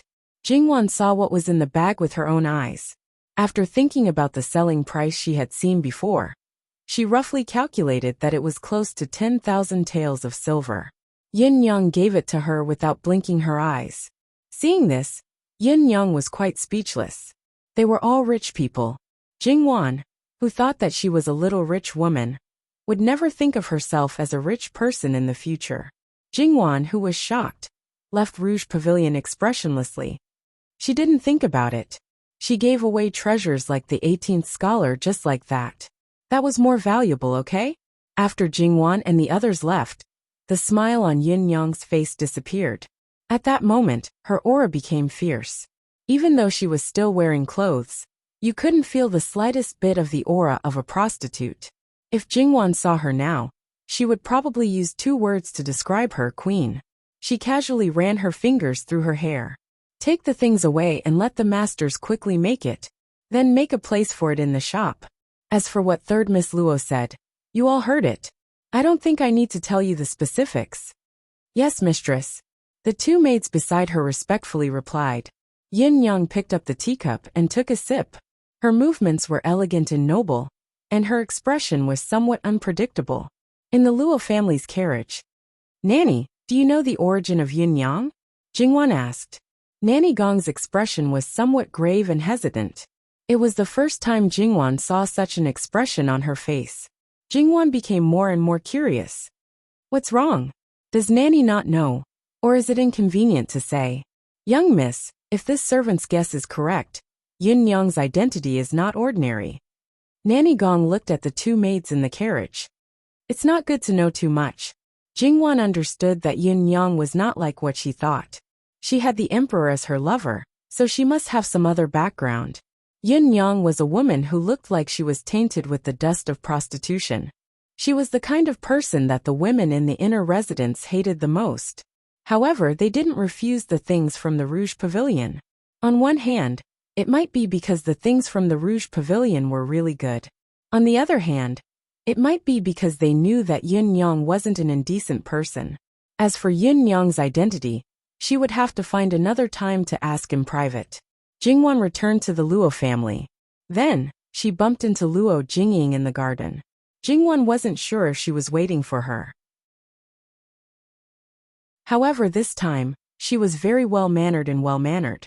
Naturally, she saw the things in the maid's hands. Rouge Pavilion was the best place. How could Luo Jingying not know about it? She had only been there once. After that time, she didn't dare to go again. It wasn't that the things were bad. If she could, she would have emptied the place. However, the cheapest small box of rouge there cost more than 100 taels. Moreover, such a small box could barely last for a month. Third sister went out this time and bought a lot of things. Fourth sister, are you talking about these? I didn't buy them. The owner of the Rouge Pavilion gave them to me as a gift. Third sister is really likable. The things that cost at least a few thousand taels were given as a gift. She is really generous. Yes, Yin Yang is really generous. Yin Yang. Although Rouge Pavilion was a place that sold things for women, it was such a big business that it couldn't be a private property of a woman, right? Luo Jingwan was puffing herself up at her own cost, or she didn't dare to admit it. Fourth sister doesn't know that the owner of Rouge Pavilion is called Yin Yang? I thought this was a well-known thing. Of course younger sister knows. Could she admit that she had been in the capital for a few years and still be so ignorant? Jingwan nodded. The reason why Yin Yang is so generous is all thanks to fourth sister. Because of fourth sister, Jin Qinhuang found out about third sister's secret skincare recipe and wanted to give it to noble consort Su. However, Jin Qinhuang didn't want the recipe, he wanted the finished product. But the things in third sister's hands, people who used them all said that they were good. They felt that when the time came, the people who used them wouldn't only be noble consort Su. No matter how capable third sister is, you can't make that much. It's too troublesome to open your own shop. So you simply went to Rouge Pavilion. Unexpectedly, you just happened to run into Yin Yang. Sigh. Elder sister is still troubled over how to deal with it. After all, fourth sister also knows that elder sister usually doesn't use these things. You don't want to give them all to me. Luo Jingying almost shouted out these words. Fortunately, she held it in, but she pursed her lips and gritted her teeth. She didn't open her mouth for a long time. She was worried that once she opened her mouth, she would lose her composure again. What really made her eyes red was that 40% bonus. 40% ah. She didn't know how much it was, but she was sure that even if Luo Jingwan didn't do anything for the rest of her life, it was enough for her to squander. Fourth sister tried every means to dig out the secret recipe from my hands. Now that she got what she wanted, I believe that it won't be long before Rouge Pavilion will release the first batch. However, listening to Yin Yang's words, it will probably be a bit expensive. It will probably be a few times more expensive than the ones in her shop. A dozen times, or even 100 times more expensive. Fourth sister, have you prepared the money? Luo Jingying's fingernails dug deeply into her palms, but she didn't feel the slightest bit of pain. Was this the result of all her calculations? Not to mention that she was locked up for 10 to 20 days. She couldn't afford to use those things now. She suddenly regretted. She regretted being so impulsive. If she had held back and waited a little longer, perhaps things wouldn't have turned out this way. She clearly wanted to get the secret recipe and make sure that Luo Jingwan didn't get any benefits. However, she didn't achieve any of her goals. Jingwan chuckled as she approached Luo Jingying. After all, it's my recipe. If my family buys it, it will only cost 10% of the price. Of course, no one has a fixed amount every month. Luo Jingying's face lit up with joy. However, that doesn't include you. If you buy it, it will cost 10 times more than the original price. Luo Jingwan. Fourth sister, lower your voice. You just came out of the small temple. Don't tell me you want to be locked up again? Luo Jingying was filled with hatred, but she couldn't do anything to Jingwan. I heard that third sister's engagement was broken off. Jingwan's smile became playful. Her pink lips parted slightly. Childish. Then she brushed past Luo Jingying. Luo Jingying trembled with anger. She didn't expect that she didn't manage to hurt Luo Jingwan. That little b***tch. Oh, that's right. There's one more thing that fourth sister should know in advance. Jingwan stopped after taking 2 steps. Yesterday, Li Riyu's status as a princess was revoked by His Majesty. There will probably be an official imperial edict about this matter in 2 days. Luo Jingying's body couldn't help but sway. The servant girl beside her hurriedly reached out to help her, but she slapped her hand away. Luo Jingying didn't know the reason, but Luo Jingwan just had to tell her at this time. She couldn't help but let her imagination run wild. The more she thought about it, the more she felt that something was wrong. And the more wrong it was, the more she let her imagination run wild. Originally, because she had been locked up for too long, her body was weak. Now she felt like she was about to collapse. After walking far away, Jingwan looked back. Her expression didn't change at all. As the saying goes, the sins of heaven can be forgiven, but the sins of one's own are the hardest to bear. Luo Jingying brought this upon herself. On the other side, Luo Jingqiang originally wanted to avoid Luo Jingying. She didn't expect third sister to come back. Thus, she heard every word of their conversation. She touched the back of her left hand with her right hand, and sneered in her heart. She was the only one who went against third sister. Look at the other sisters. Which one of them didn't get third sister's favor? Now she went for wool and came home shorn. She should have bought those things at a low price. But even if it was only 10% of the original price, she probably couldn't buy them every month. However, it didn't matter. She was going to get married in less than half a month. She could give her share to others. Not only could she please her in-laws, she might even be able to exchange it for benefits.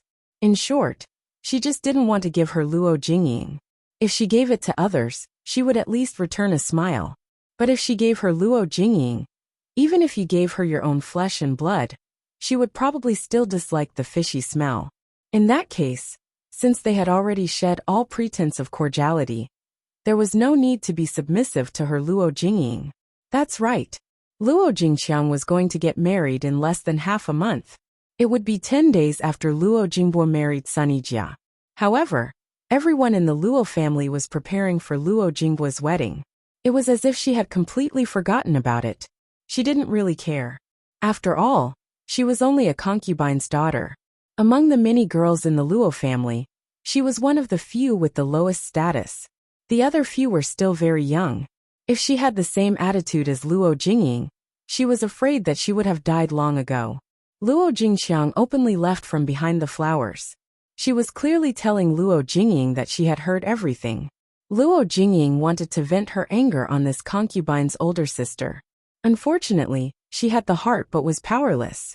She shouted twice, but Luo Jingqiang simply ignored her. Luo Jingying almost had a heart attack. Now even this bitch, who used to wag her tail behind her, dared to show her disdain. She was really too kind to her in the past. Jingwan returned to the Haitang house, and divided the rouge and powder she brought back. Her mother, aunts, including Mrs. Liu, everyone had a share, but there were differences in quality. Then she gave Luo Jingqiang a share. As for the other sisters, Luo Jingyu was 13 years old. In this place, she had already entered the ranks of the big girls, so she also reserved a share for her. Even so, there were still a lot left. She wanted to give it to her maidservants, but Mama Gong didn't allow it. The maidservants used the same things as their masters. There were no rules. If other servants in the mansion knew about it, there would be more trouble.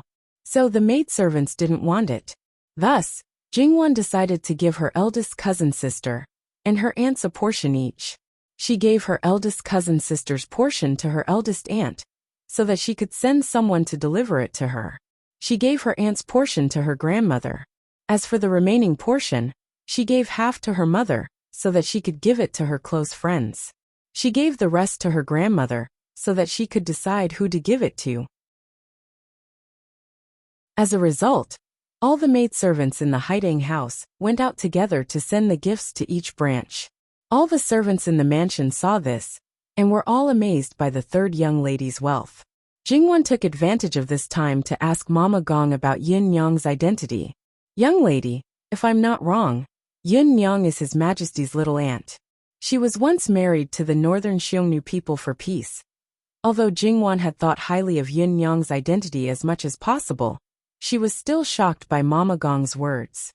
This princess was very famous in the Qi Yuan dynasty. She had been a figure for more than 30 years. These young ladies had heard of her glorious achievements. Princess Heong was only a few years older than Lu Qingdi. She was the daughter of Lu Qingdi's grandfather. It could be said that she was raised by Lu Qingdi's father. Although this princess was a woman, she had the heart of a man. Of course, it didn't mean that she had the ambition of coveting the throne. It was just her temperament. She knew everything that a woman should know. She also knew everything that a woman shouldn't know. She knew how to play with books, swords, and spears. Most importantly, she was uninhibited by nature. Li Ruyu was nothing compared to this princess. To her, these were not worth mentioning. Digression. https://www.bicken.com/11/11807/66533028. HTML. Please click here to report an error. Registration is not required. We will deal with it as soon as possible. After reporting, please wait patiently and refresh the page. Please remember the domain name of this book: www.bicken.com mobile edition.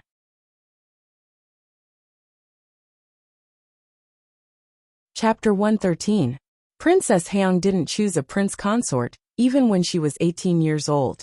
It was not only because she had a bad reputation and kept several male companions, but also because she didn't care about those so-called young talents, let alone those who could become her prince consort.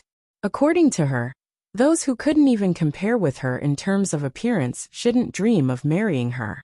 It would be better if she didn't kill him on the wedding night. Princess Heong was raised by her brother like a daughter.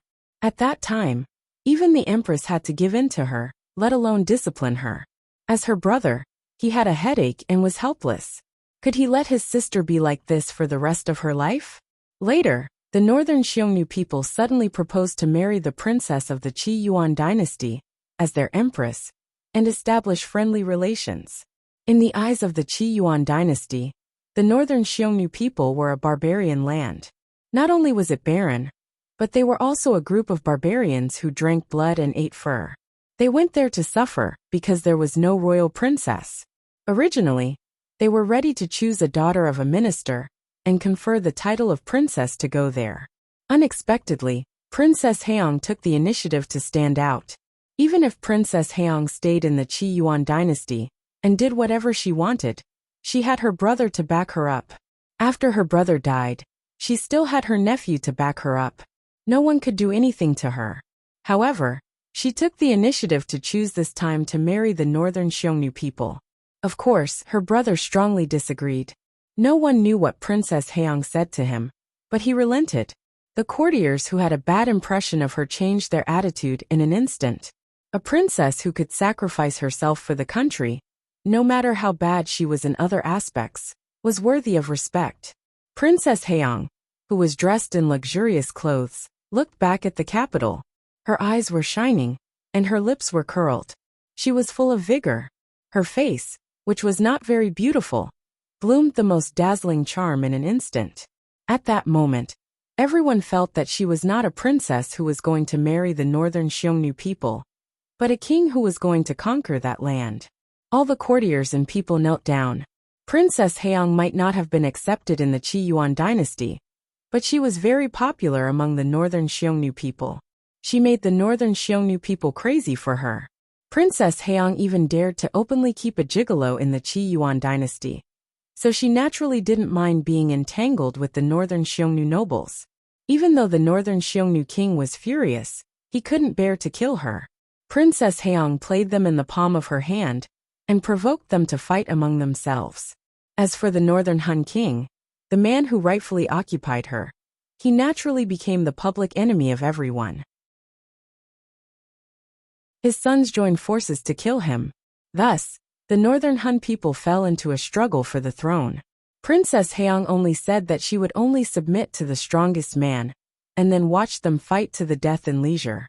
Just as there was a result, Qi Yuan sent out their troops at this time. The new Northern Xiongnu king was furious and wanted to kill Princess Haeong. But Princess Haeong smiled carelessly. The Northern Xiongnu king grabbed her tightly and pressed his blade against her neck.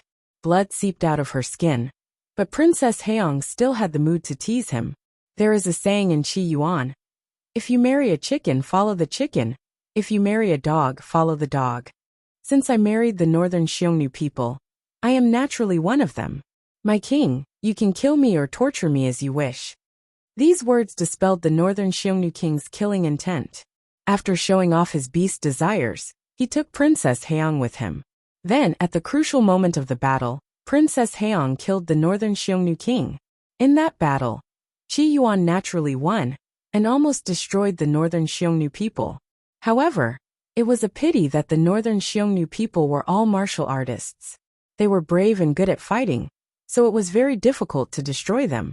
The Northern Xiongnu people suffered heavy losses.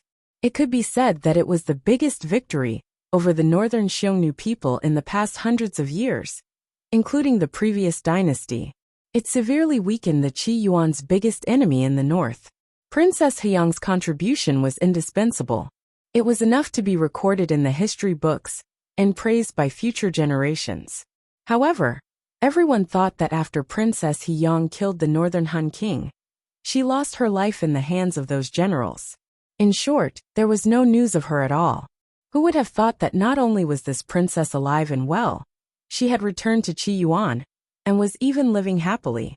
If Yin Yang was really Princess Haeong, then it was natural that she could protect Rouge Pavilion, and no one dared to touch it.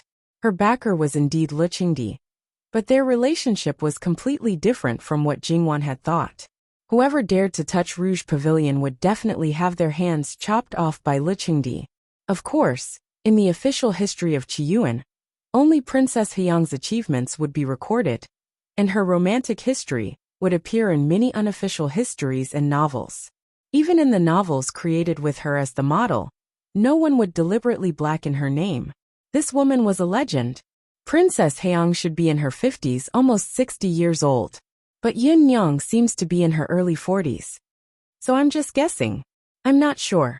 However, the prince would never be wrong. Since he said that the boss of Rouge Pavilion was Princess Haeong, it could not be wrong. But she did not expect that she would meet her on the first day when she went there. So many people deliberately wanted to find her, but failed. Then why do you think Yin Yang is Princess Haeong? I once saw a portrait of Princess Haeong in the palace by accident. It was very similar to Yin Yang. Jingwan glanced at Nanny Gong. This kind of portrait should not be seen by everyone. When Nanny Gong was in the palace, she should not be the kind of aunt in charge who had little power. However, Nanny Gong knew martial arts. Ordinary aunts in the palace did not know these things. Could it be that Nanny Gong knew? Jingwan coughed softly and dispelled those messy thoughts. If that's the case, Nanny Gong's guess is very likely. Then what do you want to do in the future? Of course I'll do what I should do, and pretend that I don't know. Besides, this is the first time I go there, and I've basically settled everything. I'm not interested in the things in Rouge Pavilion. I won't wander around if I have nothing to do. So the chances of meeting her will be very small. Nanny Gong nodded. She was not in a good situation now. It was fine to have a dangerous person like the prince, but it was not a good thing to provoke Princess Haeong. When Jingwan was talking to Nanny Gong, there was a rumor in the mansion that Third Miss did not like her eldest sister-in-law. Last time, Third Miss did not give First Young Madam a share of the cosmetics she gave to other girls. This time, except for the younger girls, all the madams above have a share. Even First Young Madam, who is married, has a share. Only First Young Madam and Fourth Miss do not have a share. Third Miss has always been at odds with Fourth Miss, so it's reasonable that she did not give Fourth Miss anything. But what about First Young Madam? Was she disliked like Fourth Young Lady? When Third Miss came to the capital with Old Madam, First Young Madam gave her a gift. That was a bracelet worth more than 1,000 taels. She really gave. What are you talking about? Luo Jingda came back and heard the maids talking. He frowned slightly. The maids were shocked and hurriedly saluted. First, young master. Go and do something. Don't stand around and gossip. Yes. The maids hurriedly left. Luo Jingda entered the room and saw his pregnant wife leaning on the big pillow. He was a little unhappy. What's wrong? He walked forward and sat down beside her. He carefully touched her belly. Is the child bothering you again? No. Little Wang also told him that she did not get any rouge or face powder.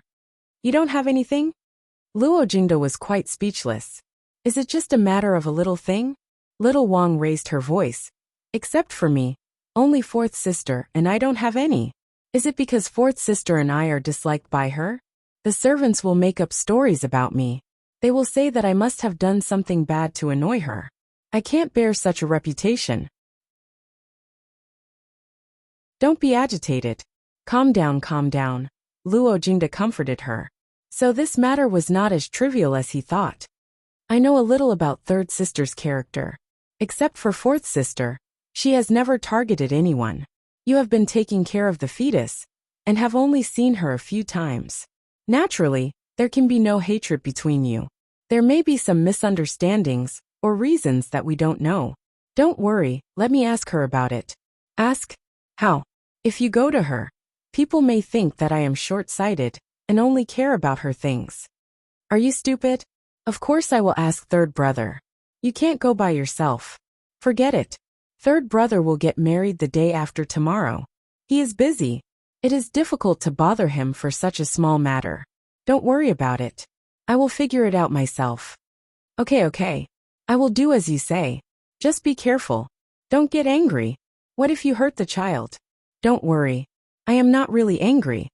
The husband and wife talked about other things, and the atmosphere quickly eased. Thus, other than the people of the second branch, everyone else knew about this matter. After Madame Luo heard it, she said, Wan has always been careful and considerate. She will not make a mistake in this matter. She must have her reasons. When I pay respects to her tomorrow, I will ask her. Pass the word that this matter is strictly forbidden. Whoever dares to gossip will be severely punished. With Madame Luo's words, naturally, no one dared to say anything.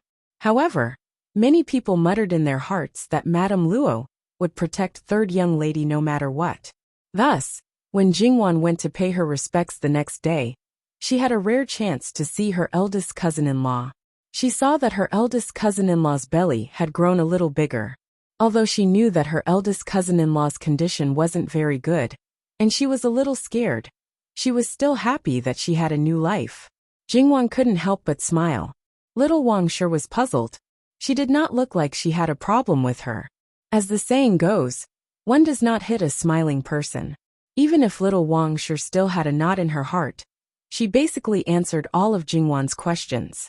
In fact, most people were puzzled about this matter. Madame Luo called Jingwan to her side and said a few words. Then she directly asked, You sent things everywhere yesterday. Why didn't your cousin-in-law have any? Isn't cousin-in-law pregnant? Jingwan blurted out without thinking. Madame Luo's bluntness was surprising, and Jingwan's answer was even more surprising. What did this have to do with pregnancy? What's wrong with being pregnant? Don't you need to wear makeup? It was common knowledge that pregnant women could not wear makeup. All right. Jingwan suddenly realized that this was common knowledge from her previous life. It was not common knowledge here. She also finally understood why cousin-in-law looked at her strangely when she came in. Jingwan wanted to cover her face. It seemed that she had accidentally made a low-level mistake. Why didn't Nanny Gong remind her? However, because it was difficult to explain, Jingwan decided to play dumb. Aren't pregnant people not allowed to wear makeup? She asked in confusion. This time, more than one person was paying attention to her words. Wan, who told you that pregnant women can't wear makeup? Jingwan frowned and pondered. I don't think I heard it from anyone. I should have read it in a book, right? Is that not the case? I thought that everyone knew about this. Wan, tell grandmother, where did you read it? What book was it? Grandmother, this is difficult for me. When I was in Qian Manor a few years ago, I read a lot of books, and they were very miscellaneous. I thought that some things were well known, so I just glanced at it. How could I remember what book it was? I also don't remember when I read it. You're right. When she was in Qian Manor, other than those books that were absolutely forbidden for girls, she really did not control Jingwan much. Wan, do you still remember why pregnant women can't wear makeup?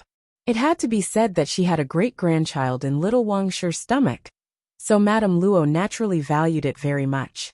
As for little Wang Shi and little Wang Shi, needless to say, they also valued this child very much. They could not help but look at Jingwan. It seems that it's mainly because there's something in the makeup that's not very good for people. It's fine for ordinary people, but if pregnant women come in contact with it too much, it may affect the child in the stomach. As for other things, I don't know if it's the same, so I didn't dare to give it to sister-in-law. Jingwan looked at little Wang Shi and covered her face with her hands in horror. I just thought that sister-in-law put on a little makeup when she went out and washed it when she went back. I occasionally saw sister-in-law before, so I didn't pay much attention to it. She then looked at Madame Luo. Grandmother, am I thinking too much? No, Wan, it's better to believe it than not. Maybe there really is such a thing. Servants, hurry and get water for eldest young madam to wash her face. Little Wang Shi hurriedly got up. Wang Shi subconsciously reached out to support her. At this moment, she was really anxious and did not care so much. She personally helped little Wang Shi to wash her face. When little Wang Shi came out after washing her face, Madame Luo's face was a little dark. Jingda's daughter-in-law, how much makeup do you usually put on? Little Wang Shi had put on makeup before, and her complexion looked good. But in fact, after washing her face was deathly pale, without a trace of blood. Not to mention Madame Luo, even Wang Shi, who saw her daughter-in-law every day, only thought that her complexion was good. Now that she thought about it, she was afraid that she put on makeup all the time. If it was really like what Third Last said, then wouldn't it be? Grandmother, I. Little Wang Shi almost cried out. Before she was pregnant, she used a lot of makeup. After she was pregnant, her condition was not very good, and her complexion was even worse. She thought that if she looked like this every day, who knew if she would be pitied or disliked? Although her husband was still her cousin, there were beautiful and considerate maids by his side every day. And her complexion? So she used even more makeup.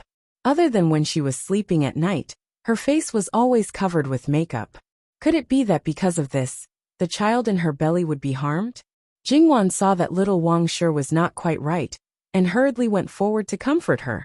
Sister-in-law, don't worry. We still don't know if it's caused by this. Maybe it's not like this at all. If you're anxious, you might frighten the child. Don't worry. Jingwan gently patted her back. Little Wang Shi took a few breaths and slowly calmed down, but she held Jingwan's hand tightly. Third sister, tell me, if it's really caused by the makeup, what will happen? Jingwan really didn't know what would happen to pregnant women with lead poisoning, but it was nothing more than premature delivery and miscarriage, causing the child to develop poorly. In serious cases, it might cause deformities. However, little Wang Shi only ingested it through the makeup, so it shouldn't be that serious. Sister-in-law, I'm not sure. However, it's useless for you to think too much. Besides, no one can be sure if it's really caused by the makeup. Why don't you stop using those things for a while? If it's really caused by this, it should be fine if it's stopped. If it's not, it won't be a problem. You should rest at ease. Don't let my words make you feel uneasy. Originally, there was nothing wrong, but then isn't it my fault? Madame Luo's face also softened. Wan is right. Don't think too much. In fact, Wang Shi was also a little anxious, but no one had heard of this before, so naturally, she couldn't blame little Wang Shi. The main reason was that she covered her face with makeup every day, so she thought that even if little Wang Shi went to the doctor and took medicine from time to time, it wouldn't be particularly bad. But who knew that little Wang Shi's face was so pale? Now was indeed not the time to say anything, so she comforted little Wang Shi with a few words. Third sister, I'm sorry. Yesterday, sister-in-law was the only one who didn't get the makeup. The other one was naturally ignored and didn't appear today. So even Madame Lu couldn't say anything to Jingwan. I thought sister-in-law had made you dislike her. But I didn't expect that you were doing it for my own good. Sister-in-law was gauging the heart of a gentleman with the yardstick of a villain. Third sister, please forgive me and don't lower yourself to sister-in-law's level. Little Wang Shi, who had regained her calmness, was still the well-educated young lady from a noble family. Jingwan didn't mind and smiled. This is human nature. If it was me, I would also think more. If it was me, I also didn't consider it thoroughly. This matter can't be blamed on you, third girl. You're still a young lady. Your eldest sister-in-law is pregnant. How can you consider everything thoroughly? Wang Shi smiled and said angrily. Jingwan also pursed her lips and smiled embarrassedly. Jingda's wife, go back and rest first. Today, the house is very busy, so you should take care of yourself. But if there's anything, you must not hide it, understand? Yes, grandmother. Granddaughter-in-law will remember. After little Wang Shi left, old Madame Luo then talked about today's business. Soon, there will be guests coming. You must receive them well, and not make the slightest mistake. Next afternoon, Duke Ding's Fu will send the dowry over. There will be a lot of valuable things.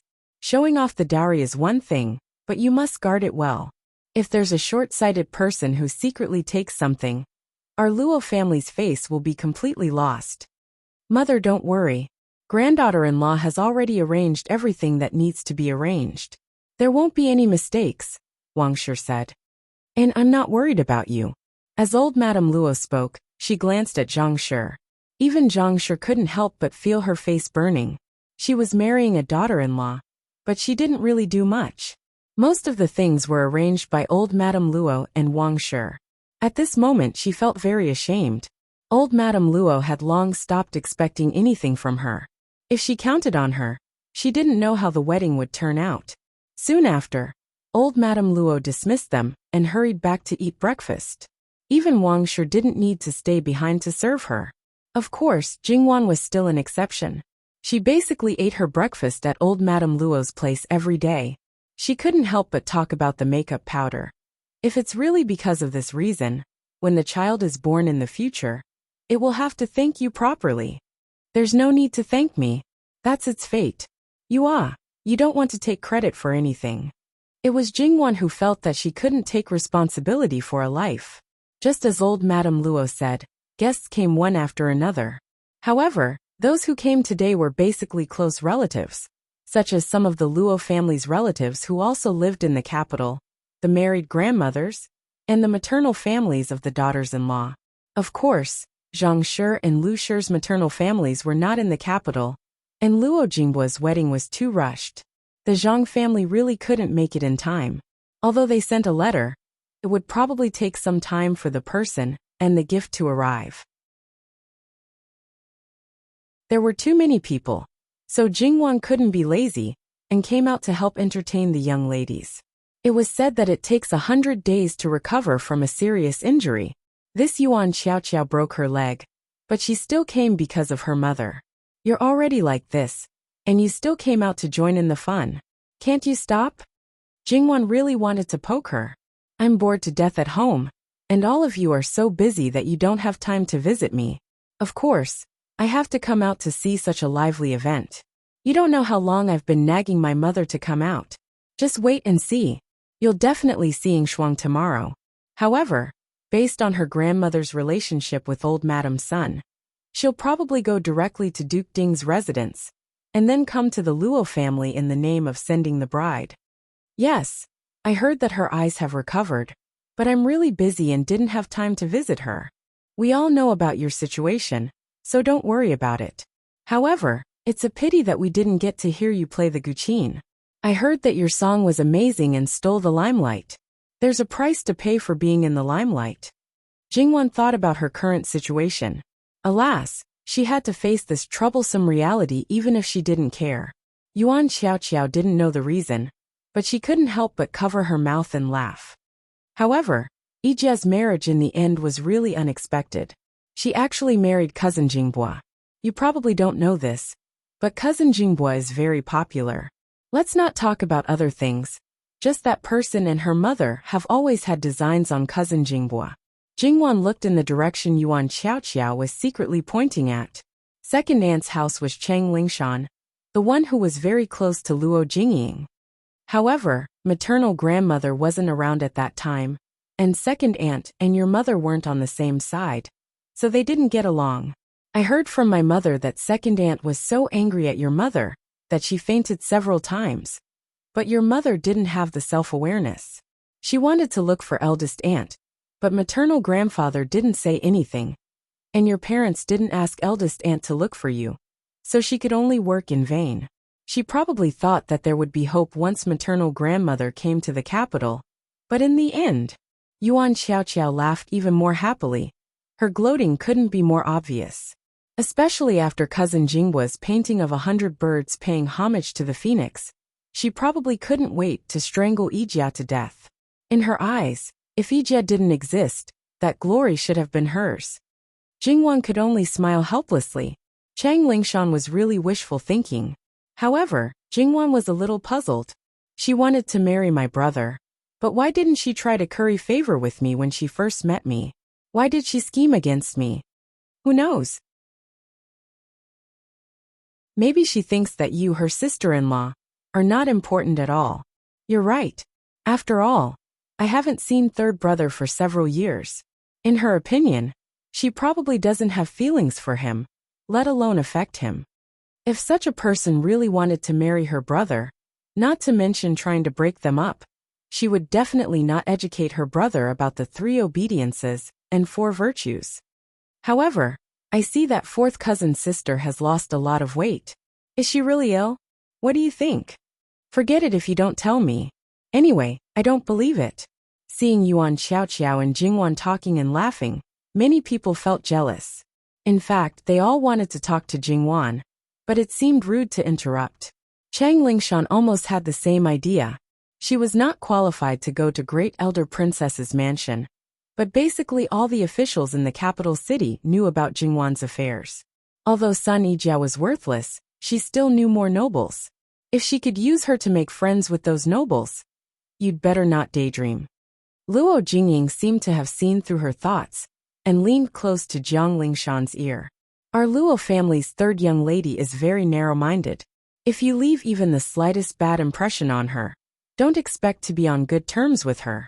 What's more, I'm the one she hates the most.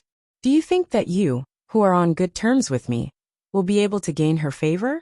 In her eyes, we are probably birds of the same feather.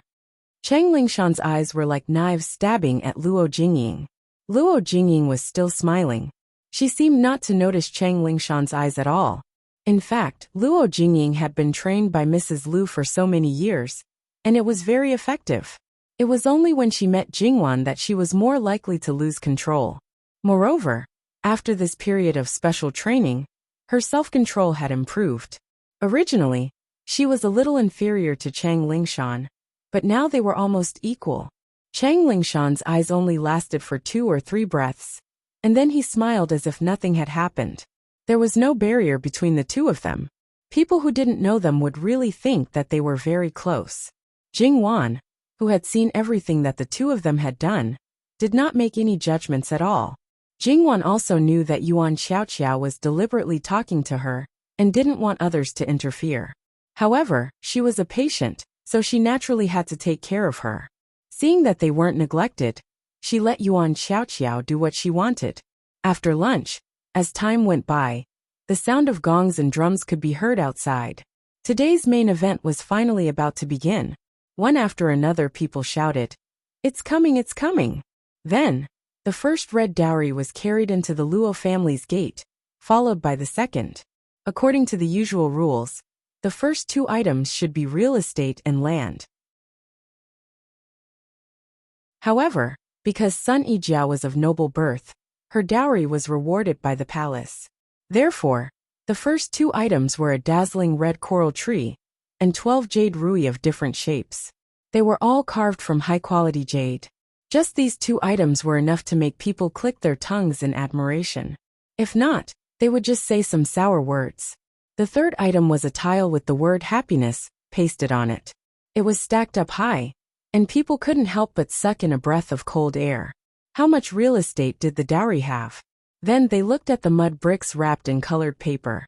They were so heavy that it seemed to be very difficult for the people carrying them. How much was there?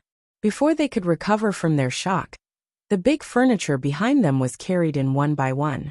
There were 6 double-sided embroidered screens, 4 colored glass screens. And then there was a large bed, an arhut bed, a beauty couch, a dressing table, a zither table, a study table, all kinds of tables, a cabinet on the top, a bookcase, a multi-treasure cabinet, 3 horizontal cabinets, several pairs of chests, various kinds of chairs, and so on. They all came in pairs. There was a whole set of red sandalwood, a whole set of gold-rimmed phoebe, 2 sets of mahogany, rosewood, camphor, and other wood. These pieces of furniture made people's hearts tremble again. Then, there were all kinds of ornaments of different sizes, from large vases that were taller than a person to small cups, bowls, and saucers. There were all kinds of dazzling things that dazzled the 2 people. Then there were whole sets of cosmetic products. Each one was exquisite. The bedding was made of top-grade materials, and the embroidery was exquisite. Not to mention curtains, and other things. Behind them were boxes after boxes of furs and materials. The originally large boxes were stuffed to the brim. It was likely that not even a finger would be able to fit all of them. Then there were all kinds of jewelry. There were a total of 12 sets of head ornaments. Each set had 12 pieces, and more than 20 pieces. There were rubies, sapphires, eastern pearls, southern pearls, top-grade jade, and the most inferior was made of gold. There were also jewelry boxes. There were at least 30 boxes filled to the brim. There were necklaces, bracelets, pearls, and even cat's eye agates. There was probably nothing you could not think of that was not in there. Then there were antiques, calligraphy, and paintings. The most special was probably the flat brocade box that was taken out alone. Everyone guessed that it should be Luo Jingbua's betrothal gift, the painting of 100 birds looking up to the phoenix. There were all kinds of jade and porcelain toys in the back. As for the calligraphy and paintings, because they were rolled up, they couldn't see what they were. But they were certainly not bad. Then there were more than 10 boxes of books, and several boxes of the 4 treasures of the study. Spices and medicinal herbs followed. Ginseng, Polygonum multiflorum, snow lotus, glossy Ganoderma, and so on. Those boxes were one after another. Looking at them, one could tell that none of them were defective. There were a total of 128 boxes, and they were all real. Even if they were dismantled into 256 boxes, it was more than enough. One could imagine, when these things were all carried into the courtyard of the bridal chamber, how spectacular it would be. Not to mention reaching out to touch. There wasn't even room to step in. Jingwan looked at the dowry. She seemed to have met another big local tyrant. Digression. https://www. bicon.com/11/11807/66533029. HTML. We will deal with it as soon as possible. After reporting, please wait patiently and refresh the page. Please remember the domain name of this book, www.bicon.com, Biku Pavilion mobile reading website, and bicon.com.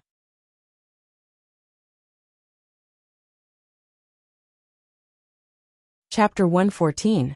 Even though Madame Luo and the others had already seen the dowry list sent by Duke Dinggua's mansion in advance, and had expected this situation, when these things were completely placed in front of them, they still couldn't help but sigh at how generous Duke Dinggua's mansion was.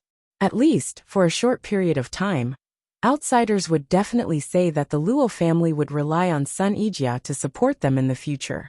Of course, Sun Yijia's dowry was enough to support a family like the Luo family for several generations, even if it ran out of money. Although the Luo family definitely wouldn't touch a single cent of Sun Yijia's things.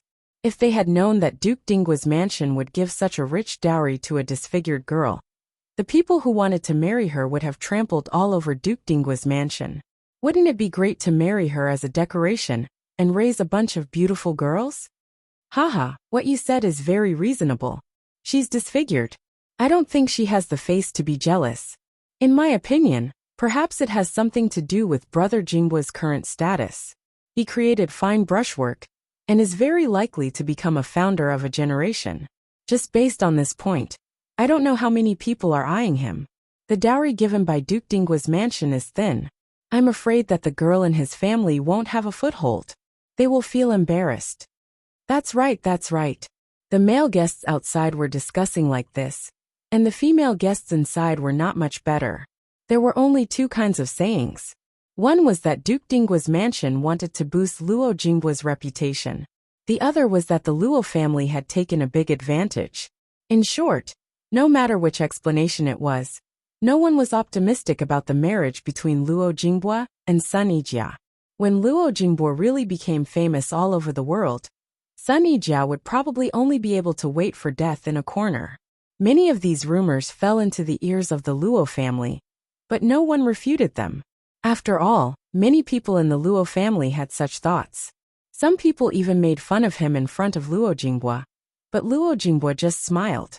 Firstly, he really didn't care about Sun Yijia's face. Secondly, he didn't like beauty that much now, and he didn't believe that it would change in the future. Thirdly, he couldn't let down his little sister's expectations.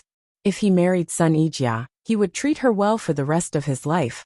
Not because of her dowry, but because of his sincerity. Therefore, no matter how much he said now, it was useless. No one would believe him, so why should he waste his breath? Yuan Xiaoqiao, who her mother called a living ancestor, was being supported by a maidservant at this moment. Most of her body was leaning on Jingwan's body. When she heard the whispers of the people around her, she was extremely angry. Cousin Jingbua is not that kind of person. Jingwan, on the other hand, was calm and composed. What are you angry about? I've already told you that there's no point in discussing these things now. Let's wait another 20 years. My third brother, and Yijia won't have to wait that long to see the results. Yuan Xiaoqiao nodded. Her anger was appeased. Wan, look at that person. She seems to be in a good mood. Something's not right. Jingwan glanced at Cheng Lingshan. She's just another person who's willing to lower herself. Why do you care about her? What do you mean, little sister Wan? Without these things, she would probably give up on my third brother. But with these things, Jingwan sneered. Yuan Xiaoqiao understood, and covered her mouth in disbelief. She wants to be cousin Jinggua's concubine, and then take these things for herself? Isn't she being too whimsical? You may think this way, but others won't. I'm afraid that there are many people who have the same thoughts as her. At the end of the day, we're talking about the same thing. Sister Jia should be despised by my third brother. And the person who can win my third brother's favor will naturally be able to take these things for herself. Although these things are Sister Jia's dowry, how many married women can truly use the entire dowry for themselves? In order to win the favor of their husbands and in-laws, there are many who empty out their dowry, right? Sister Jia's situation is even more so. Hence, no one believes that Sister Jia will guard these things so tightly. Once these things are taken out, it's not up to Sister Jia to decide who will get their hands in the end. These people's calculations are too good. So what if they're calculative? It depends on whether my third brother will give them a chance. Jingwan suddenly felt that giving her third brother a lesson to prevent women from re-educating him was too wise. Otherwise, if his third brother fell into a trap, he would have to accept the dowry even if he didn't want to. Jingwan was even looking forward to a good show. When the time came, all of them would be disgraced and embarrassed. Would they regret their actions? On the other side, Wang Shi was busy receiving the people who were delivering the dowry. Her feet basically didn't touch the ground, causing Zhang Shi to feel very embarrassed. Even though she wasn't good at it and didn't know how to deal with it, she still braced herself and went forward to help. After the dowry was exposed and people were addicted to looking at it, they naturally had to tidy it up properly. It was definitely impossible to just leave it in the courtyard like this. Fortunately, because they had expected this situation, they had already tidied up a lot of empty rooms. After Sun Yijia married into the family, she would let her line of people tidy it up properly. At this moment, the dowry servants also came in handy. Although there weren't as many of them as marrying into the prince's residence, they were all carefully selected. They were capable, efficient, and loyal. These were the most basic qualities. The two leading maidservants led the others to express their willingness to help. Of course, Wang Shi couldn't ask for more. These things were all Sun Yijia's, so it couldn't be better if her people handled them. Jingwan also noticed that these two maidservants turned out to be Sun Yijia's senior maidservants. Logically speaking, the 4 senior maidservants who were part of the dowry should come with Sun Yijia tomorrow. Why did 2 of them come first? Jingwan didn't want to ask about this kind of thing. Perhaps there was a purpose for it. Anyway, Jingwan didn't think that they were specially sent to look after the dowry. Although many people would do this, Sun Yijia wouldn't go so far as to do so. There were too many things. By the time they finished tidying up, the day would have passed. Yuan Xiaoqiao unceremoniously occupied Jingwan's bed. Jingwan didn't make a fuss when she slept, and she didn't have to worry about being kicked when she fell asleep at night. It was as she wanted. On the other hand, Yuan Xiaoqiao's mother, Luo Ronghui, was also helping out. She did not have the time to care about Yuan Xiaoqiao. So, she was assured that Yuan Xiaoqiao would stay with Jingwan. Then, Yuan Xiaoqiao unsurprisingly saw the dark-skinned girl. Ah, a dark-skinned person can also be so beautiful. The Qingju really didn't hesitate to sell out her daughter. Yuan Xiaoqiao was probably already impressed by Jingwan's various unusual abilities. She didn't feel surprised at all. She just pestered Jingwan for a long time and asked her to put on makeup for herself when she had time. Jingwan had no choice but to agree to her request. Yuan Xiaoqiao took advantage of the situation and wanted to do it now. Cousin, we still have work to do tomorrow. Calm down and go to sleep. Yuan Xiaoqiao looked at Jingwan sadly. Jingwan smiled and didn't bother to pay attention to her. She changed her clothes and asked Nanny Gong to do her daily care. Yuan Xiaoqiao followed to see what was strange. Her wet nurse also looked at Nanny Gong's skills and probably wanted Yuan Xiaoqiao to try it. Yuan Xiaoqiao saw that Jingwan's skin was as good as her hands and face. Her skin was so good that she couldn't say anything. She was very jealous and complained that Jingwan was unkind and kept half of what she said. Okay, let your wet nurse learn from Nanny Gong. Yuan Xiaoqiao was satisfied. She lay beside Jingwan and reached out to touch her from time to time. She was still envious and jealous. The servants laughed as they watched. Yuan Xiaoqiao's wet nurse was embarrassed at first, but after hearing Jingwan's words, she learned more seriously. Nanny Gong wasn't stingy and taught Jingwan as she did it. After the 2 of them fell asleep, Yuan Xiaoqiao wasn't willing to share a blanket and insisted on sharing a blanket with Jingwan. Her hand even touched Jingwan's clothes. Jingwan had been here for more than 10 years, including the previous 10 years, so she was used to sleeping alone. Suddenly, she met such a clingy person.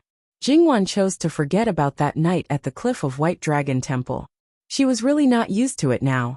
She grabbed Yuan Xiaoqiao's hand and said, "Cousin, don't move. If you move again, I'll chase you away." Yuan Xiaoqiao pursed her lips. "I'm letting you get used to it. When you get married in the future." She laughed sinisterly. "Wan, you're letting me off easy first." As she said this, she pinched Jingwan's waist. "Cousin." Jingwan's voice rose a bit. Her waist was itchy, a sensitive area. "I'm really angry." Okay, I won't tease you." Yuan Xiaoqiao hugged Jingwan and obediently closed her eyes.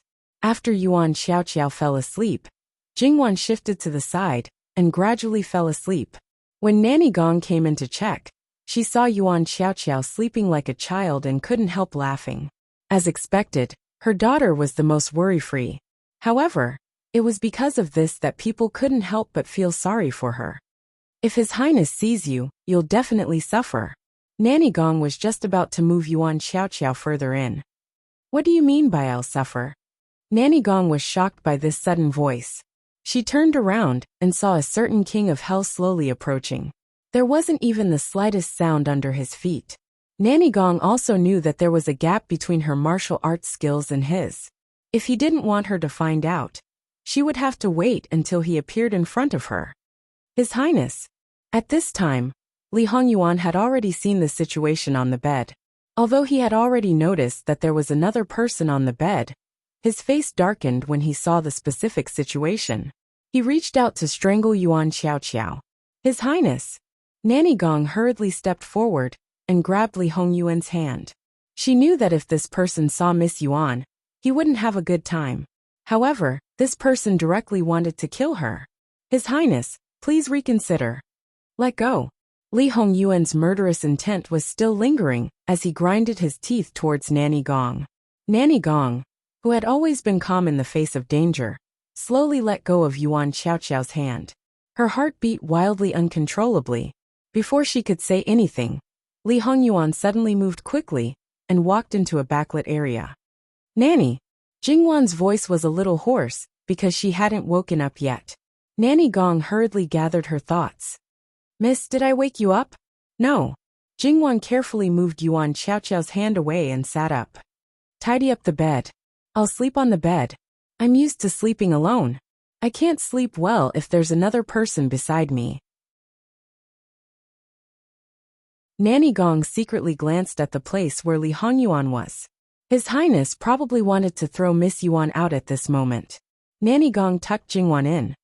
Miss, please wait for a while. Don't catch a cold. Nanny Gong quickly tidied up the bed and spread it out. She also quickly tucked a few hot water nannies into the bed. Although it was already spring, it was a little cold at night. Moving to a new place would definitely not be as comfortable in the beginning. Jingwan hugged her knees and rested her head on them. She slightly tilted her head and looked at the attentive Nanny Gong. In fact, there was no need for her to do this. It was just a little cold today. Besides, she had always been in good health. It was difficult for her to catch a cold. However, even if she told Nanny Gong would not listen to her. She would usually listen to her grandmother.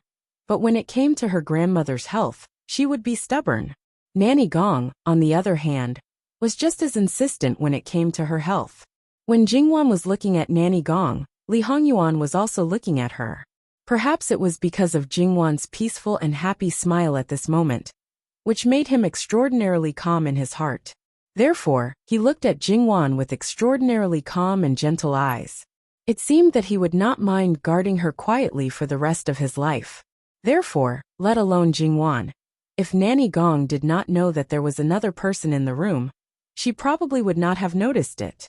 Fortunately, although this person wanted to peep at Jingwan, he would not do anything to hurt her.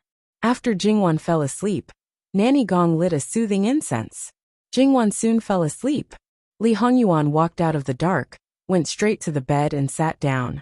Since Li Hongyuan hired Nanny Gong at the age of 10, Nanny Gong rarely saw Li Hongyuan so calm from the bottom of his heart. Therefore, Nanny Gong swallowed the words on the tip of her tongue. Since the first night surveillance, Li Hongyuan always appeared from time to time. However, today was not a good time. After all, there were so many people in the Luo family. And because of the wedding banquet tomorrow, many people would not go to bed so early. If they were seen by others, it would be terrible. But now, Nanny Gong really could not say anything. After all, she had watched this child grow up. Even if she did not like some of his actions, she could not help being soft-hearted to him. Li Hongyuan quietly looked at Jingwan for a while. Then he took off his outer robe and inner robe, lifted the brocade quilt on Jingwan, lay in it, and then held Jingwan in his arms. Then, Jingwan subconsciously leaned into his arms. Jingwan's reaction greatly pleased Li Hongyuan. Not only did he curl up the corners of his mouth, but even his eyes were full of joy. Earlier, she said that she could not sleep well with another person by her side. Now she took the initiative to lean into his arms. What did it mean? It meant that he was special. It meant that she was slowly getting used to his arms. Of course, he could not rule out the possibility that she was not startled because she was in a deep sleep and was subconsciously familiar with this situation. Li Hongyuan reached out to touch Jingwan's face and kissed her forehead. When she could fall asleep in his arms without the soothing incense, perhaps his goal would be basically achieved. Li Hongyuan was about to close his eyes and sleep for a while when he inadvertently glanced at the bed. Throw her out for me. Your Highness, please reconsider. If you throw Miss Yuan out at this time, I'm afraid that others will be alerted. As Mama Gong spoke, she hesitated for a moment before walking over to the bed and lowering the layers of curtains. Li Hongyuan snorted coldly. I don't want this kind of thing to happen again. Other than me, no one else is allowed to sleep on Wan's bed. Do you understand? Yes, Your Highness. Mama Gong replied. It was not that she was worried about what the King of Hell would do to her if this kind of thing happened again. But if there really was a next time, the King of Hell would definitely silence the person who slept on her bed. She definitely would not let him off so easily like this time. Mama Gong did not say anything else. She took out the lamp and quietly left. The night passed quietly like this. When Jingwan woke up the next day, she did not feel that anything was wrong. Because she had always slept well, she never suspected anything. Without any delay, she directly got up and started her morning exercise without any hesitation. After half an hour, Jingwan was sweating all over. Seeing Jingwan like this, Yuan Xiaoxiao's wet nurse could not help but ask Jingwan's wet nurse, "Is your daughter always like this?" "That's right. I had something to do today, so there wasn't enough time." Yuan Xiaoxiao's wet nurse could not help but glance at Jingwan's room. She did not need to look to know that her daughter must be sleeping like a little pig right now. It would take a lot of effort to wake her up. She could not help but sigh. Resigned to her fate, she prepared to wake her daughter. Jingwan took a comfortable bath. With the help of her servant girls, she changed her clothes and freshened up. Then she began to eat breakfast because she did not have to pay respects today. When Yuan Xiaoxiao appeared with a yawn, Jingwan was almost done eating. Wan, you're up so early?" Jingwan did not respond. She only pointed at the seat opposite her, indicating for her to sit down. Yuan Xiaoxiao sat down with the help of her servant girls. Seeing the food on the table, she said, Wan, you're eating something so simple." Jingwan finished the porridge in her bowl and wiped her mouth. "Eat something light for breakfast. It's good for the body." As soon as she finished speaking, the servant girls brought Yuan Xiaoxiao's breakfast. Yuan Xiaoxiao's nose twitched. It looks simple, but it smells so good. Jingwan told her to drink the bloodbird's nest porridge first before eating the rest. This was probably Yuan Xiaoxiao's first time eating such a simple breakfast. However, she felt that it was very delicious. At least she ate twice as much as she usually did at home. Because she usually ate very little, she did not have much of an appetite in the morning. Today, she ate so much that she did not feel bloated. However, even so, Yuan Xiaoxiao still found that Jingwan ate more than she did.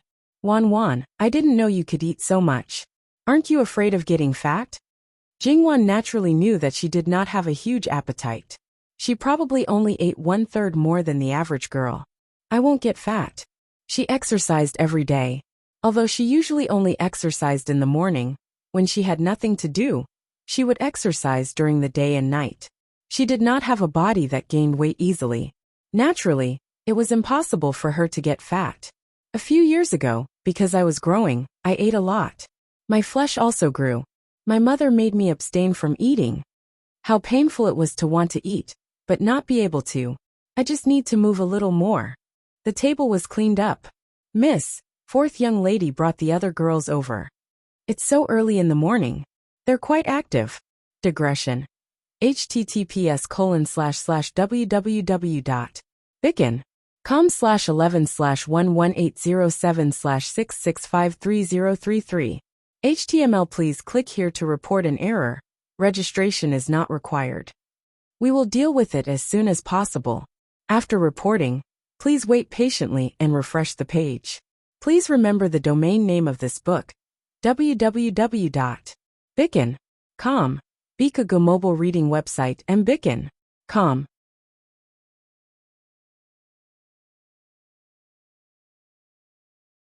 Chapter 115. You're so energetic early in the morning. However, her enthusiasm was annoying. It was like deliberately disturbing other people's good mood.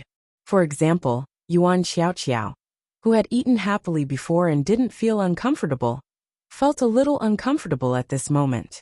It seemed that she had eaten too much and wanted to vomit.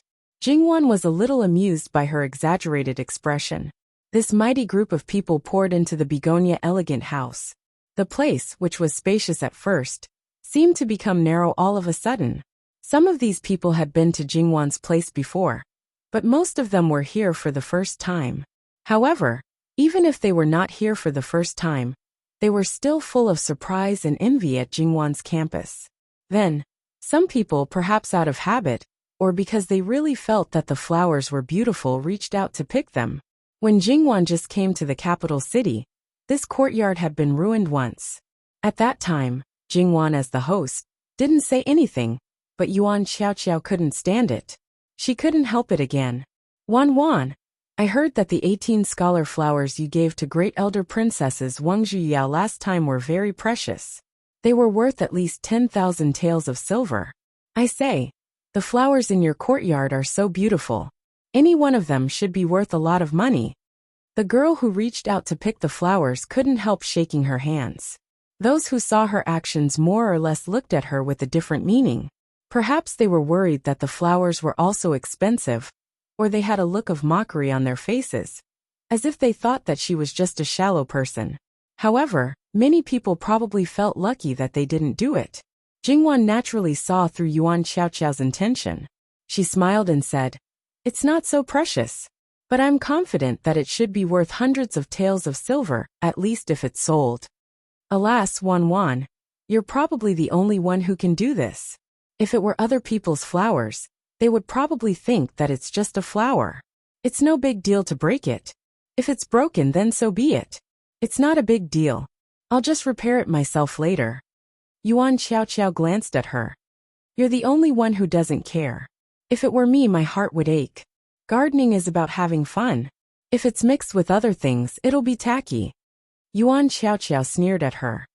Wan, if you want to put it that way, why don't you cut some flowers for us to play with while it's still early? That way we won't waste the good stuff. Sure. Jingwan nodded. When she asked the maid to get the scissors and other things, she glanced at Luo Jingying. If it were any other time, she would have come out to smooth things over and pretend to be a good person. However, Yuan Xiaoqiao mentioned 18 scholars, and how the flower arrangement was lost. She was probably the last person who wanted to be mentioned. The girl who broke the flower before breathed a sigh of relief.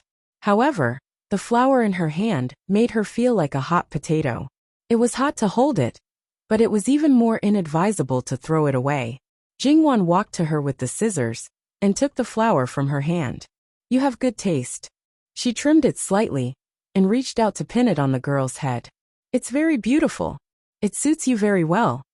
She smiled faintly. The girl's cheeks reddened even more. She murmured, "Thank you." Jingwan cut another flower at the side, and a small branch with 2 buds. She cut the extra branches and put them on the tray held by the maid. Then, she glanced at the girl's present and called the 2 sisters, one older and one younger, to help them put it on. Ah, sister, you're so beautiful. The little girl, who was probably less than 10 years old, blinked her big eyes and said to her sister, "Sister, you're beautiful too." She reached out and pinched the little girl's face. Then she squatted and thanked Jingwan. "You're welcome. What about the others? Is there anyone you like? Cousin, why don't you help us choose? I always feel that you'll choose more suitable for us." A little girl who was about 11 or 12 years old said to Jingwan with a smile. This was the girl from Third Aunt's family. Jingwan did not have much contact with her, but she seemed to be a very good girl. When the others heard her words, they all nodded in agreement. Most of them expressed that way. Even though she knew that some of them probably did not think that way, Jingwan did not intend to take care of their feelings. Just like what Yin Yang said, the most suitable flowers were the best. However, some people just liked the most expensive flowers. Some of them were probably the same. They would not look at the unknown flowers, and would always stare at the expensive flowers and trees. For example, the Wei Zi in this courtyard. They did not think about whether they would be able to stand out if they wore that kind of flower. At this time, Jingwan was purely using it as a pastime. At the same time, she also prevented her courtyard from being damaged. Except for herself, every girl, including Luo Jingying, cut a living flower and a small branch for them. Everyone's flowers were very suitable, except for Luo Jingying, because Jingwan cut a Wei Zi for her, and it was the biggest and most beautiful one. I saw that fourth sister has been looking at this peony for a long time. I think she likes it very much. It's really beautiful. Luo Jingying's face was a little pale, but she could not say anything, because her flower was the most expensive. It could be said that it was the best of the flowers. However, with such a big flower on her head, it completely covered the original hair ornament. It was as tacky as it could be. Many girls turned their heads and covered their mouths to laugh. Oh, fortunately, they did not think about that flower. Otherwise, they would be the laughing stock. Touching the flower on her head, it was really suitable for her to look good. It's really tacky for me to wear such a beautiful flower. I was looking at it just now, mainly because I think third sister is the most suitable one. Luo Jingying reached out and wanted to take the flower off her head, but then she found that there seemed to be thorns on the stem. If she took it off directly, her hair would be messed up. For a moment, she hated Jingwan very much. To be honest, the servants of the Luo family all thought that the fourth young lady was crazy.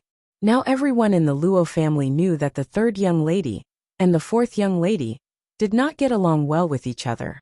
Since Great Elder Princess got married, they had completely fallen out with each other. The third young lady could not even save her face, but the fourth young lady insisted on getting involved.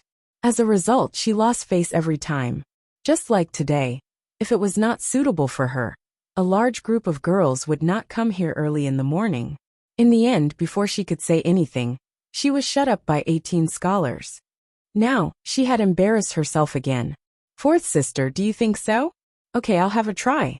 Fourth sister, you don't have to take it off. Jingwan went to cut another flower. The size of the flower was not inferior to Luo Jingying's at all. Jingwan just casually moved the hair ornament on her head and put the flower on one side of her head. It's so beautiful. Yes, yes. The fourth young lady of the Luo family is a little better than the third young lady of the Luo family.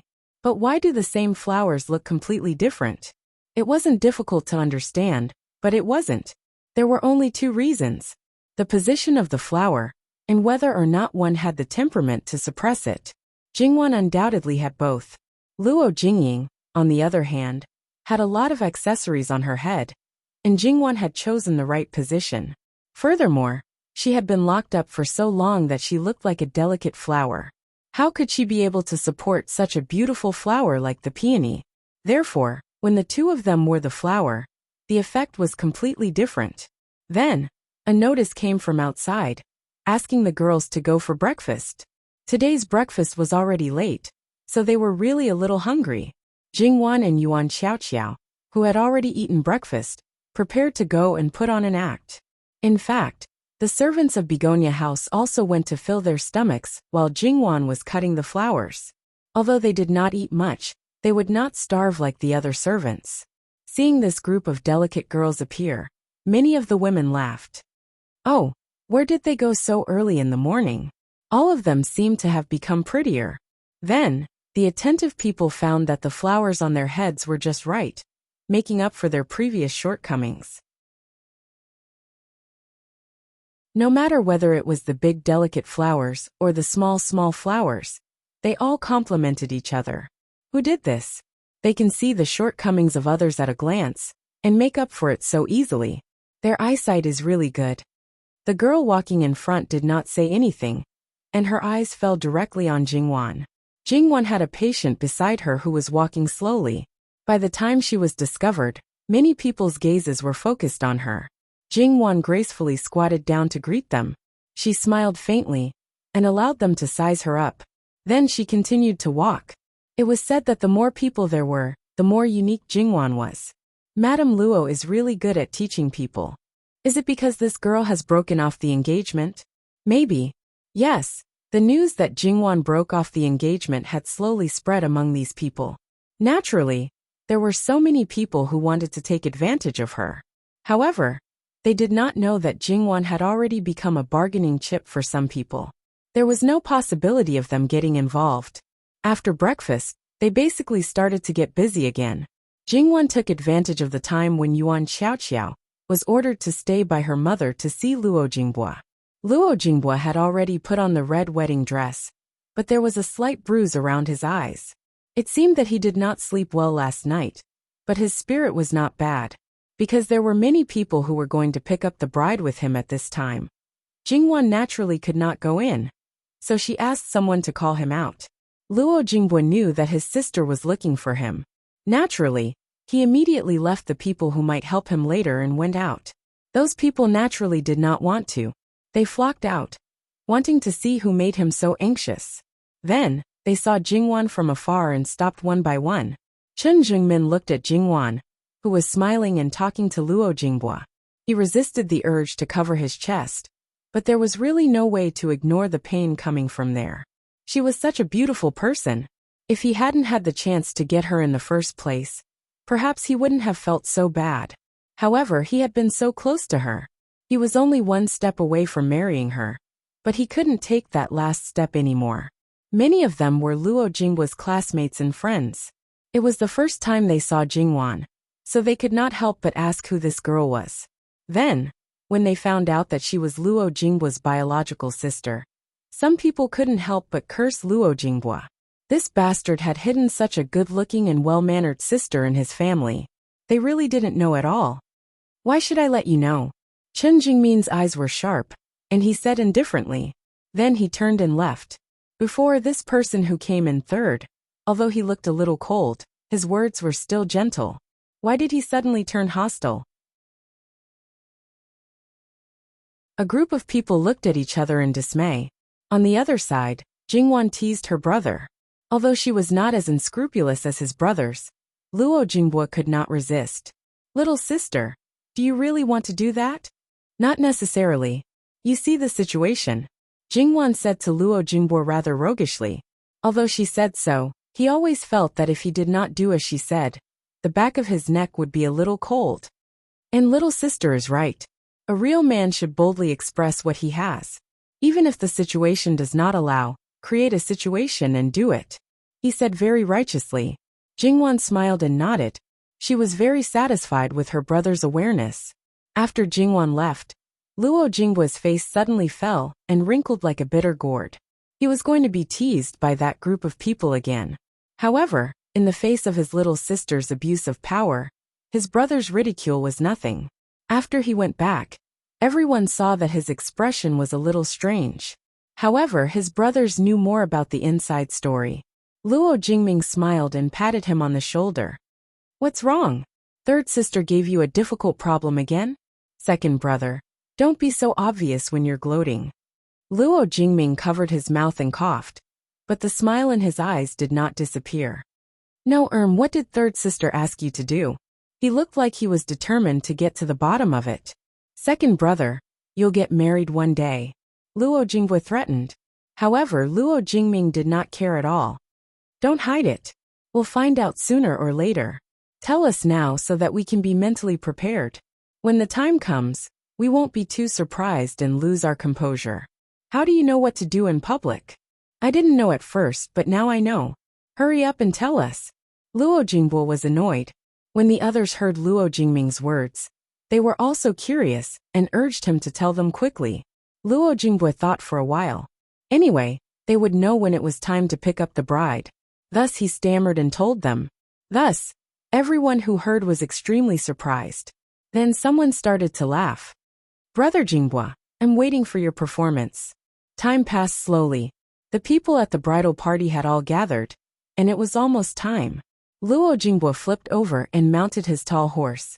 He was filled with joy, anticipation, and a little uncontrollable excitement.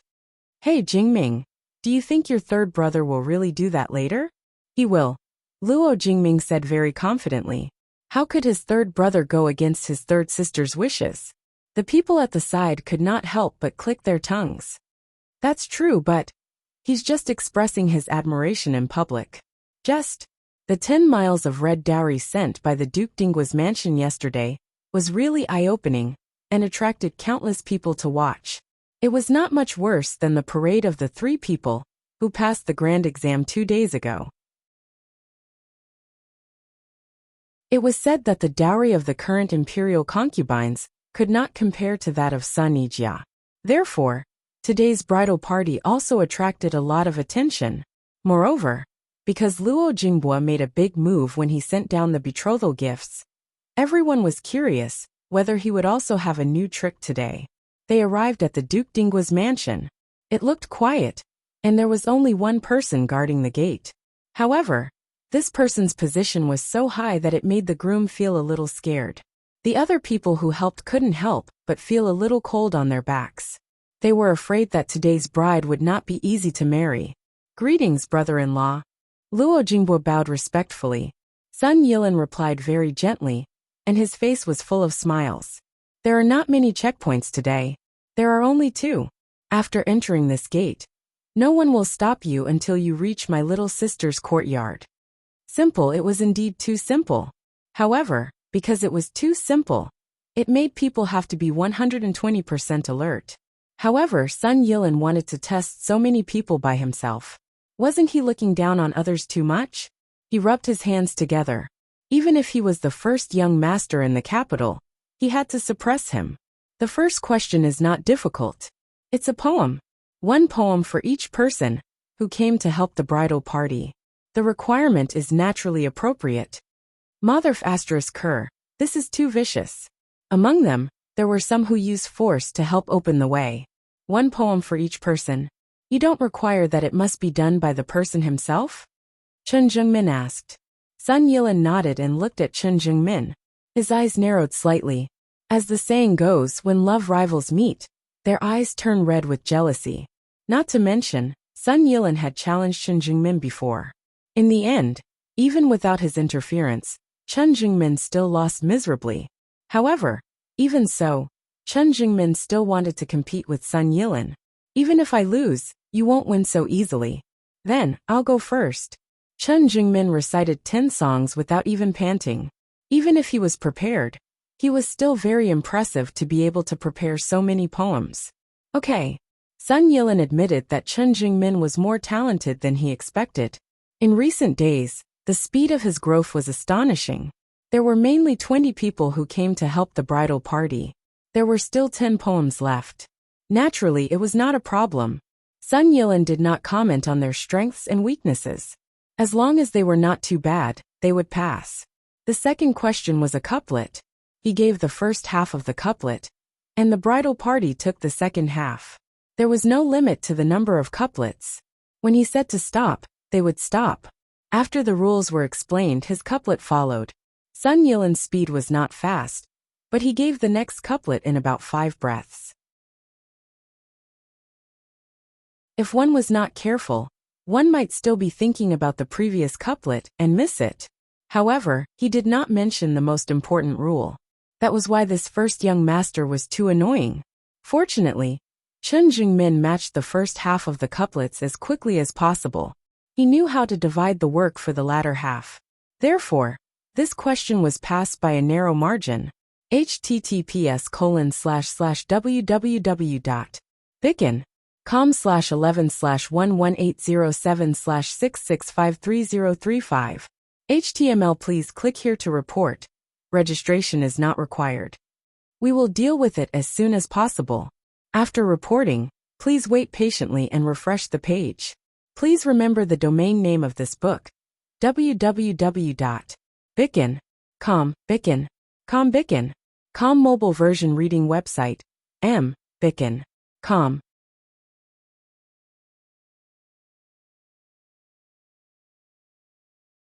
Chapter 116. Well, the third question was directed at the bridegroom. The others couldn't help even if they wanted to. Everyone was guessing what the bridegroom would show. This included the group of people who had helped him escort the bride. What was Luo Jingbo most famous for now? Naturally, it was his paintings. Could he paint on the spot? Thinking of this possibility, everyone couldn't help but be a little excited. Many people had only heard of the fine brushwork and had never seen it. But those who had seen it rarely didn't praise it. Luo Jingbo was not in a hurry. He seemed to be prepared. He stretched out a hand behind him, and something wrapped in red silk was placed in his hand. It looked like a relatively large book or something similar. Could it be a painting? Luo Jingbo opened the red silk bit by bit. Unexpectedly, there were books inside. What did he want to do? Luo Jinghua presented the book to Sun Yilin with both hands. "Brother-in-law, please accept it." Then everyone understood. Was this the bridegroom's way of expressing himself? Damn, he actually bribed him directly? This was too treacherous.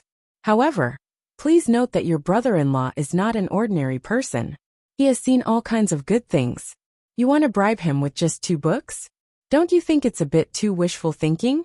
Sun Yilin probably didn't expect to meet someone who didn't play by the rules. It was a talent competition. If you want to express yourself, you should just do it. But can you say that he was wrong? Absolutely not.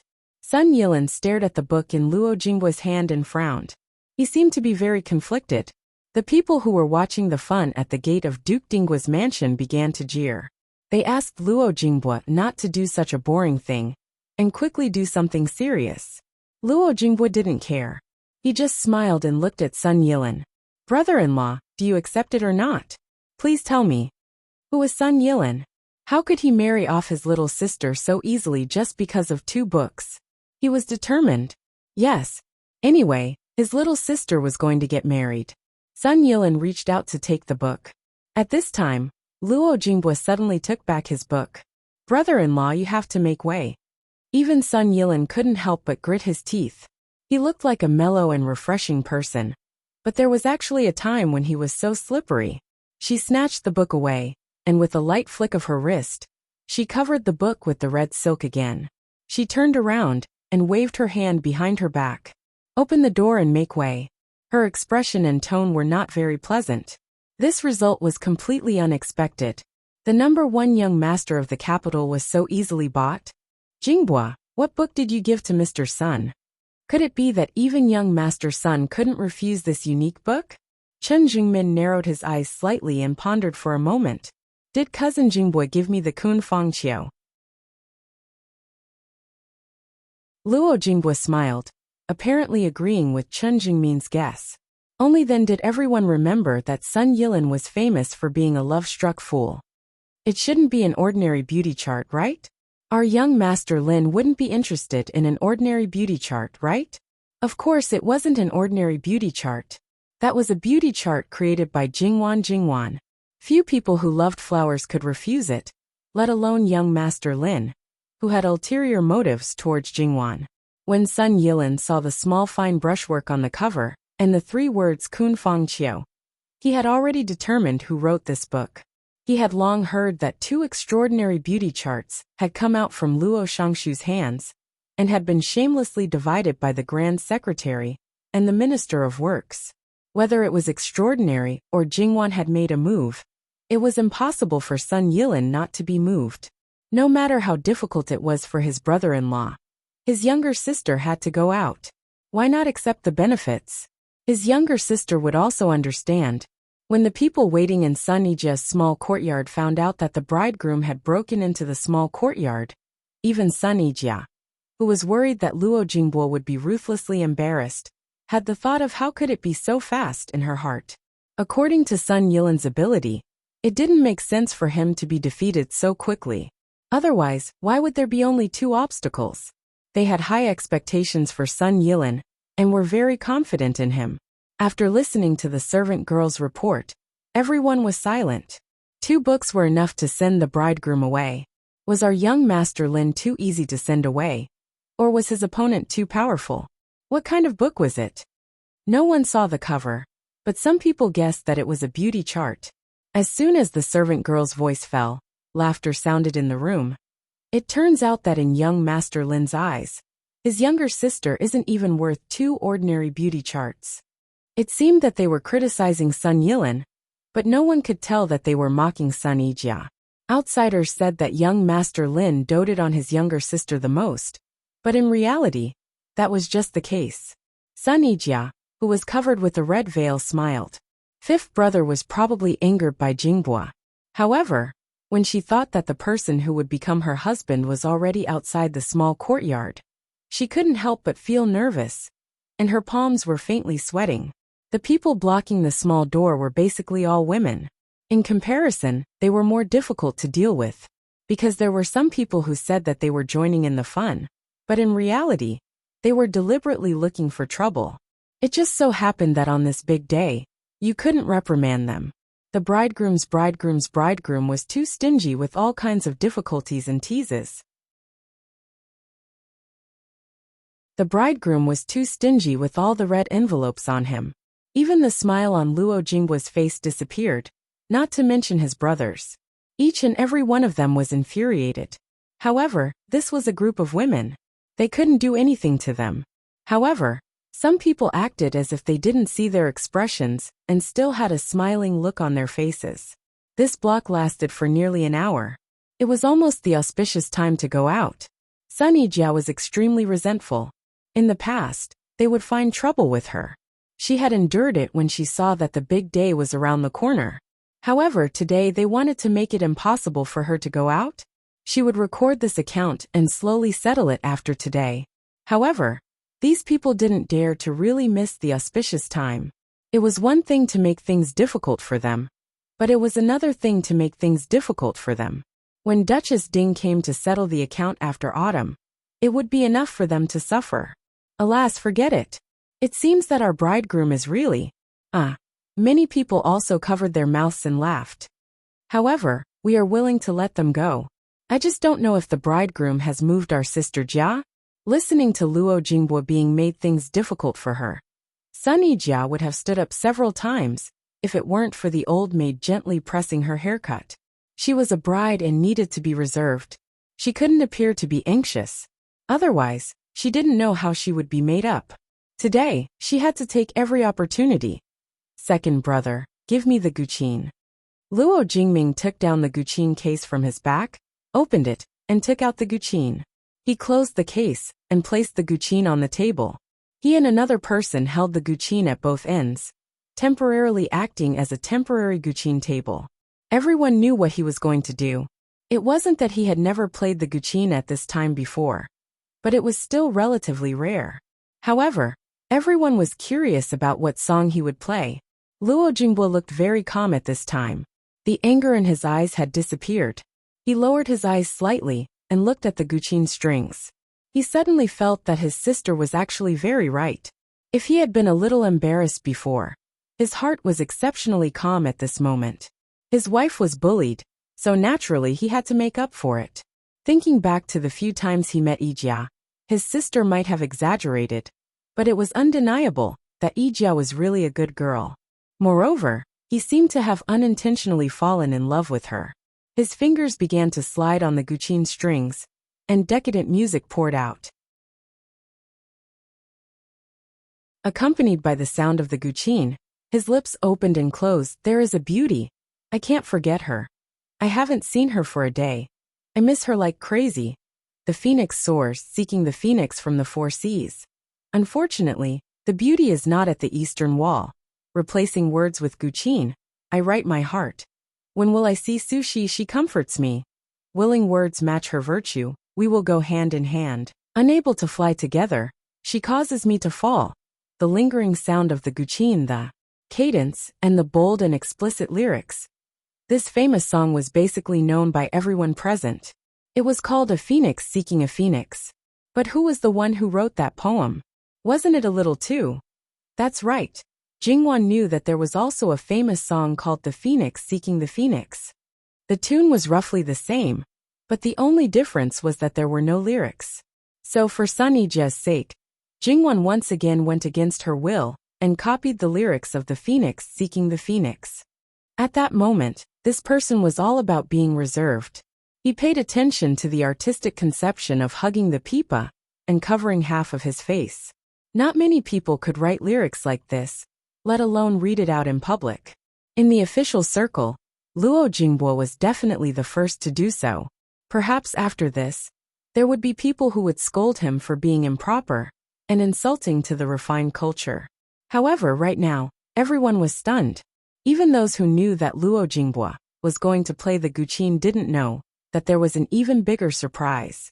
This person was also a person who amazes everyone with a single brilliant feat. In the room, Sun Yijia's face turned red, but her heart was filled with sweetness. It was obvious that Luo Jinghua's move helped Sun Yijia slap someone in the face, but it also helped her gain more hatred. As long as it was a woman, Even if she didn't have vanity, when she was deeply loved by someone, she couldn't help but feel happy.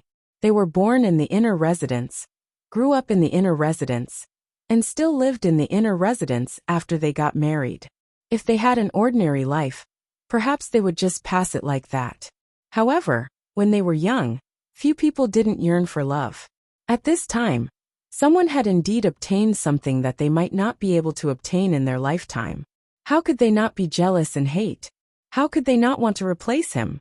Many people might criticize him, but only these women would be deeply attracted to him. Sure enough, there were some women who looked at Luo Jinghua with infatuation in their eyes. The brothers standing behind Luo Jinghua looked at each other. All of them secretly thought that their brother, after today, would become the lover of most women in the boudoir. Not only that, the women in the brothel would probably line up to pour out their hearts to him. Those famous courtesans would probably be willing to throw themselves at him, hoping that he would become a guest. They only earnestly hoped that they could become the phoenix that he spoke of. Luo Jinghua's hands stopped moving. He raised his head and smiled faintly. His eyes were filled with endless gentleness. Even those young women who were already married couldn't help but blush, and their hearts beat faster. They were extremely uneasy, even though Luo Jinghua didn't look at them at all. The auspicious time has arrived. A loud voice interrupted all the charming and gentle atmosphere. Those who were blushing because of Luo Jinghua hurriedly looked away. However, they couldn't help but secretly size him up. They might be biting their lips, or wringing their handkerchiefs tightly. Luo Jinghua entered the main hall in the courtyard. Sun Yijia's grandmother and 3 parents were sitting there. Obviously, they had heard Luo Jinghua's previous song. At this moment, they looked at Luo Jinghua with their own complicated feelings. Luo Jinghua was a little embarrassed at this moment. Fortunately, Sun Yijia was almost helped in walking in. Sun Yijia bid farewell, and listened to their teachings. Luo Jinghua kowtowed, and listened to their instructions. To Sun Yijia, it was nothing more than being filial to her in-laws, and serving her husband. To Luo Jinghua, it was nothing more than being kind to Sun Yijia. Even so, Sun Yijia couldn't stop crying in the end. Luo Jinghua solemnly promised. At some point, Sun Yilin appeared again. He was going to carry Sun Yijia onto the bridal sedan chair. However, from the way he looked at Luo Jinghua, it could be seen that he had heard the entire song. A male phoenix seeking a female phoenix. When the bride got onto the sedan chair, the sound of gongs and drums filled the sky again. On the other hand, the Luo family was waiting anxiously. According to the estimated time, it was about time for the bride to return. If they missed the auspicious day of the wedding ceremony, it wouldn't be a good omen. However, at this moment, the Duke of Qin's carriage arrived at the Luo family. When Luo Peishan and the others heard this news, they couldn't help but want to pull their beards. However, it was useless to think so much now. It was more important to hurry and welcome them. Thus, the guests rushed to the main gate. They looked at the people coming in from outside the gate. Well, all the princes who had a place in the imperial court, except for Prince Kong, and the princes who relied on him, came to the Luo family. Luo Peishan really wanted to say that the Luo family was too small to accommodate all these big Buddhas. However, on the surface, he had to smile and welcome them respectfully. That day at Aunt's residence, Lord Luo sincerely invited me. Naturally, I have to come. Li Hongyuan said. Many people cursed in their hearts. Your Highness, you have the nerve to say this.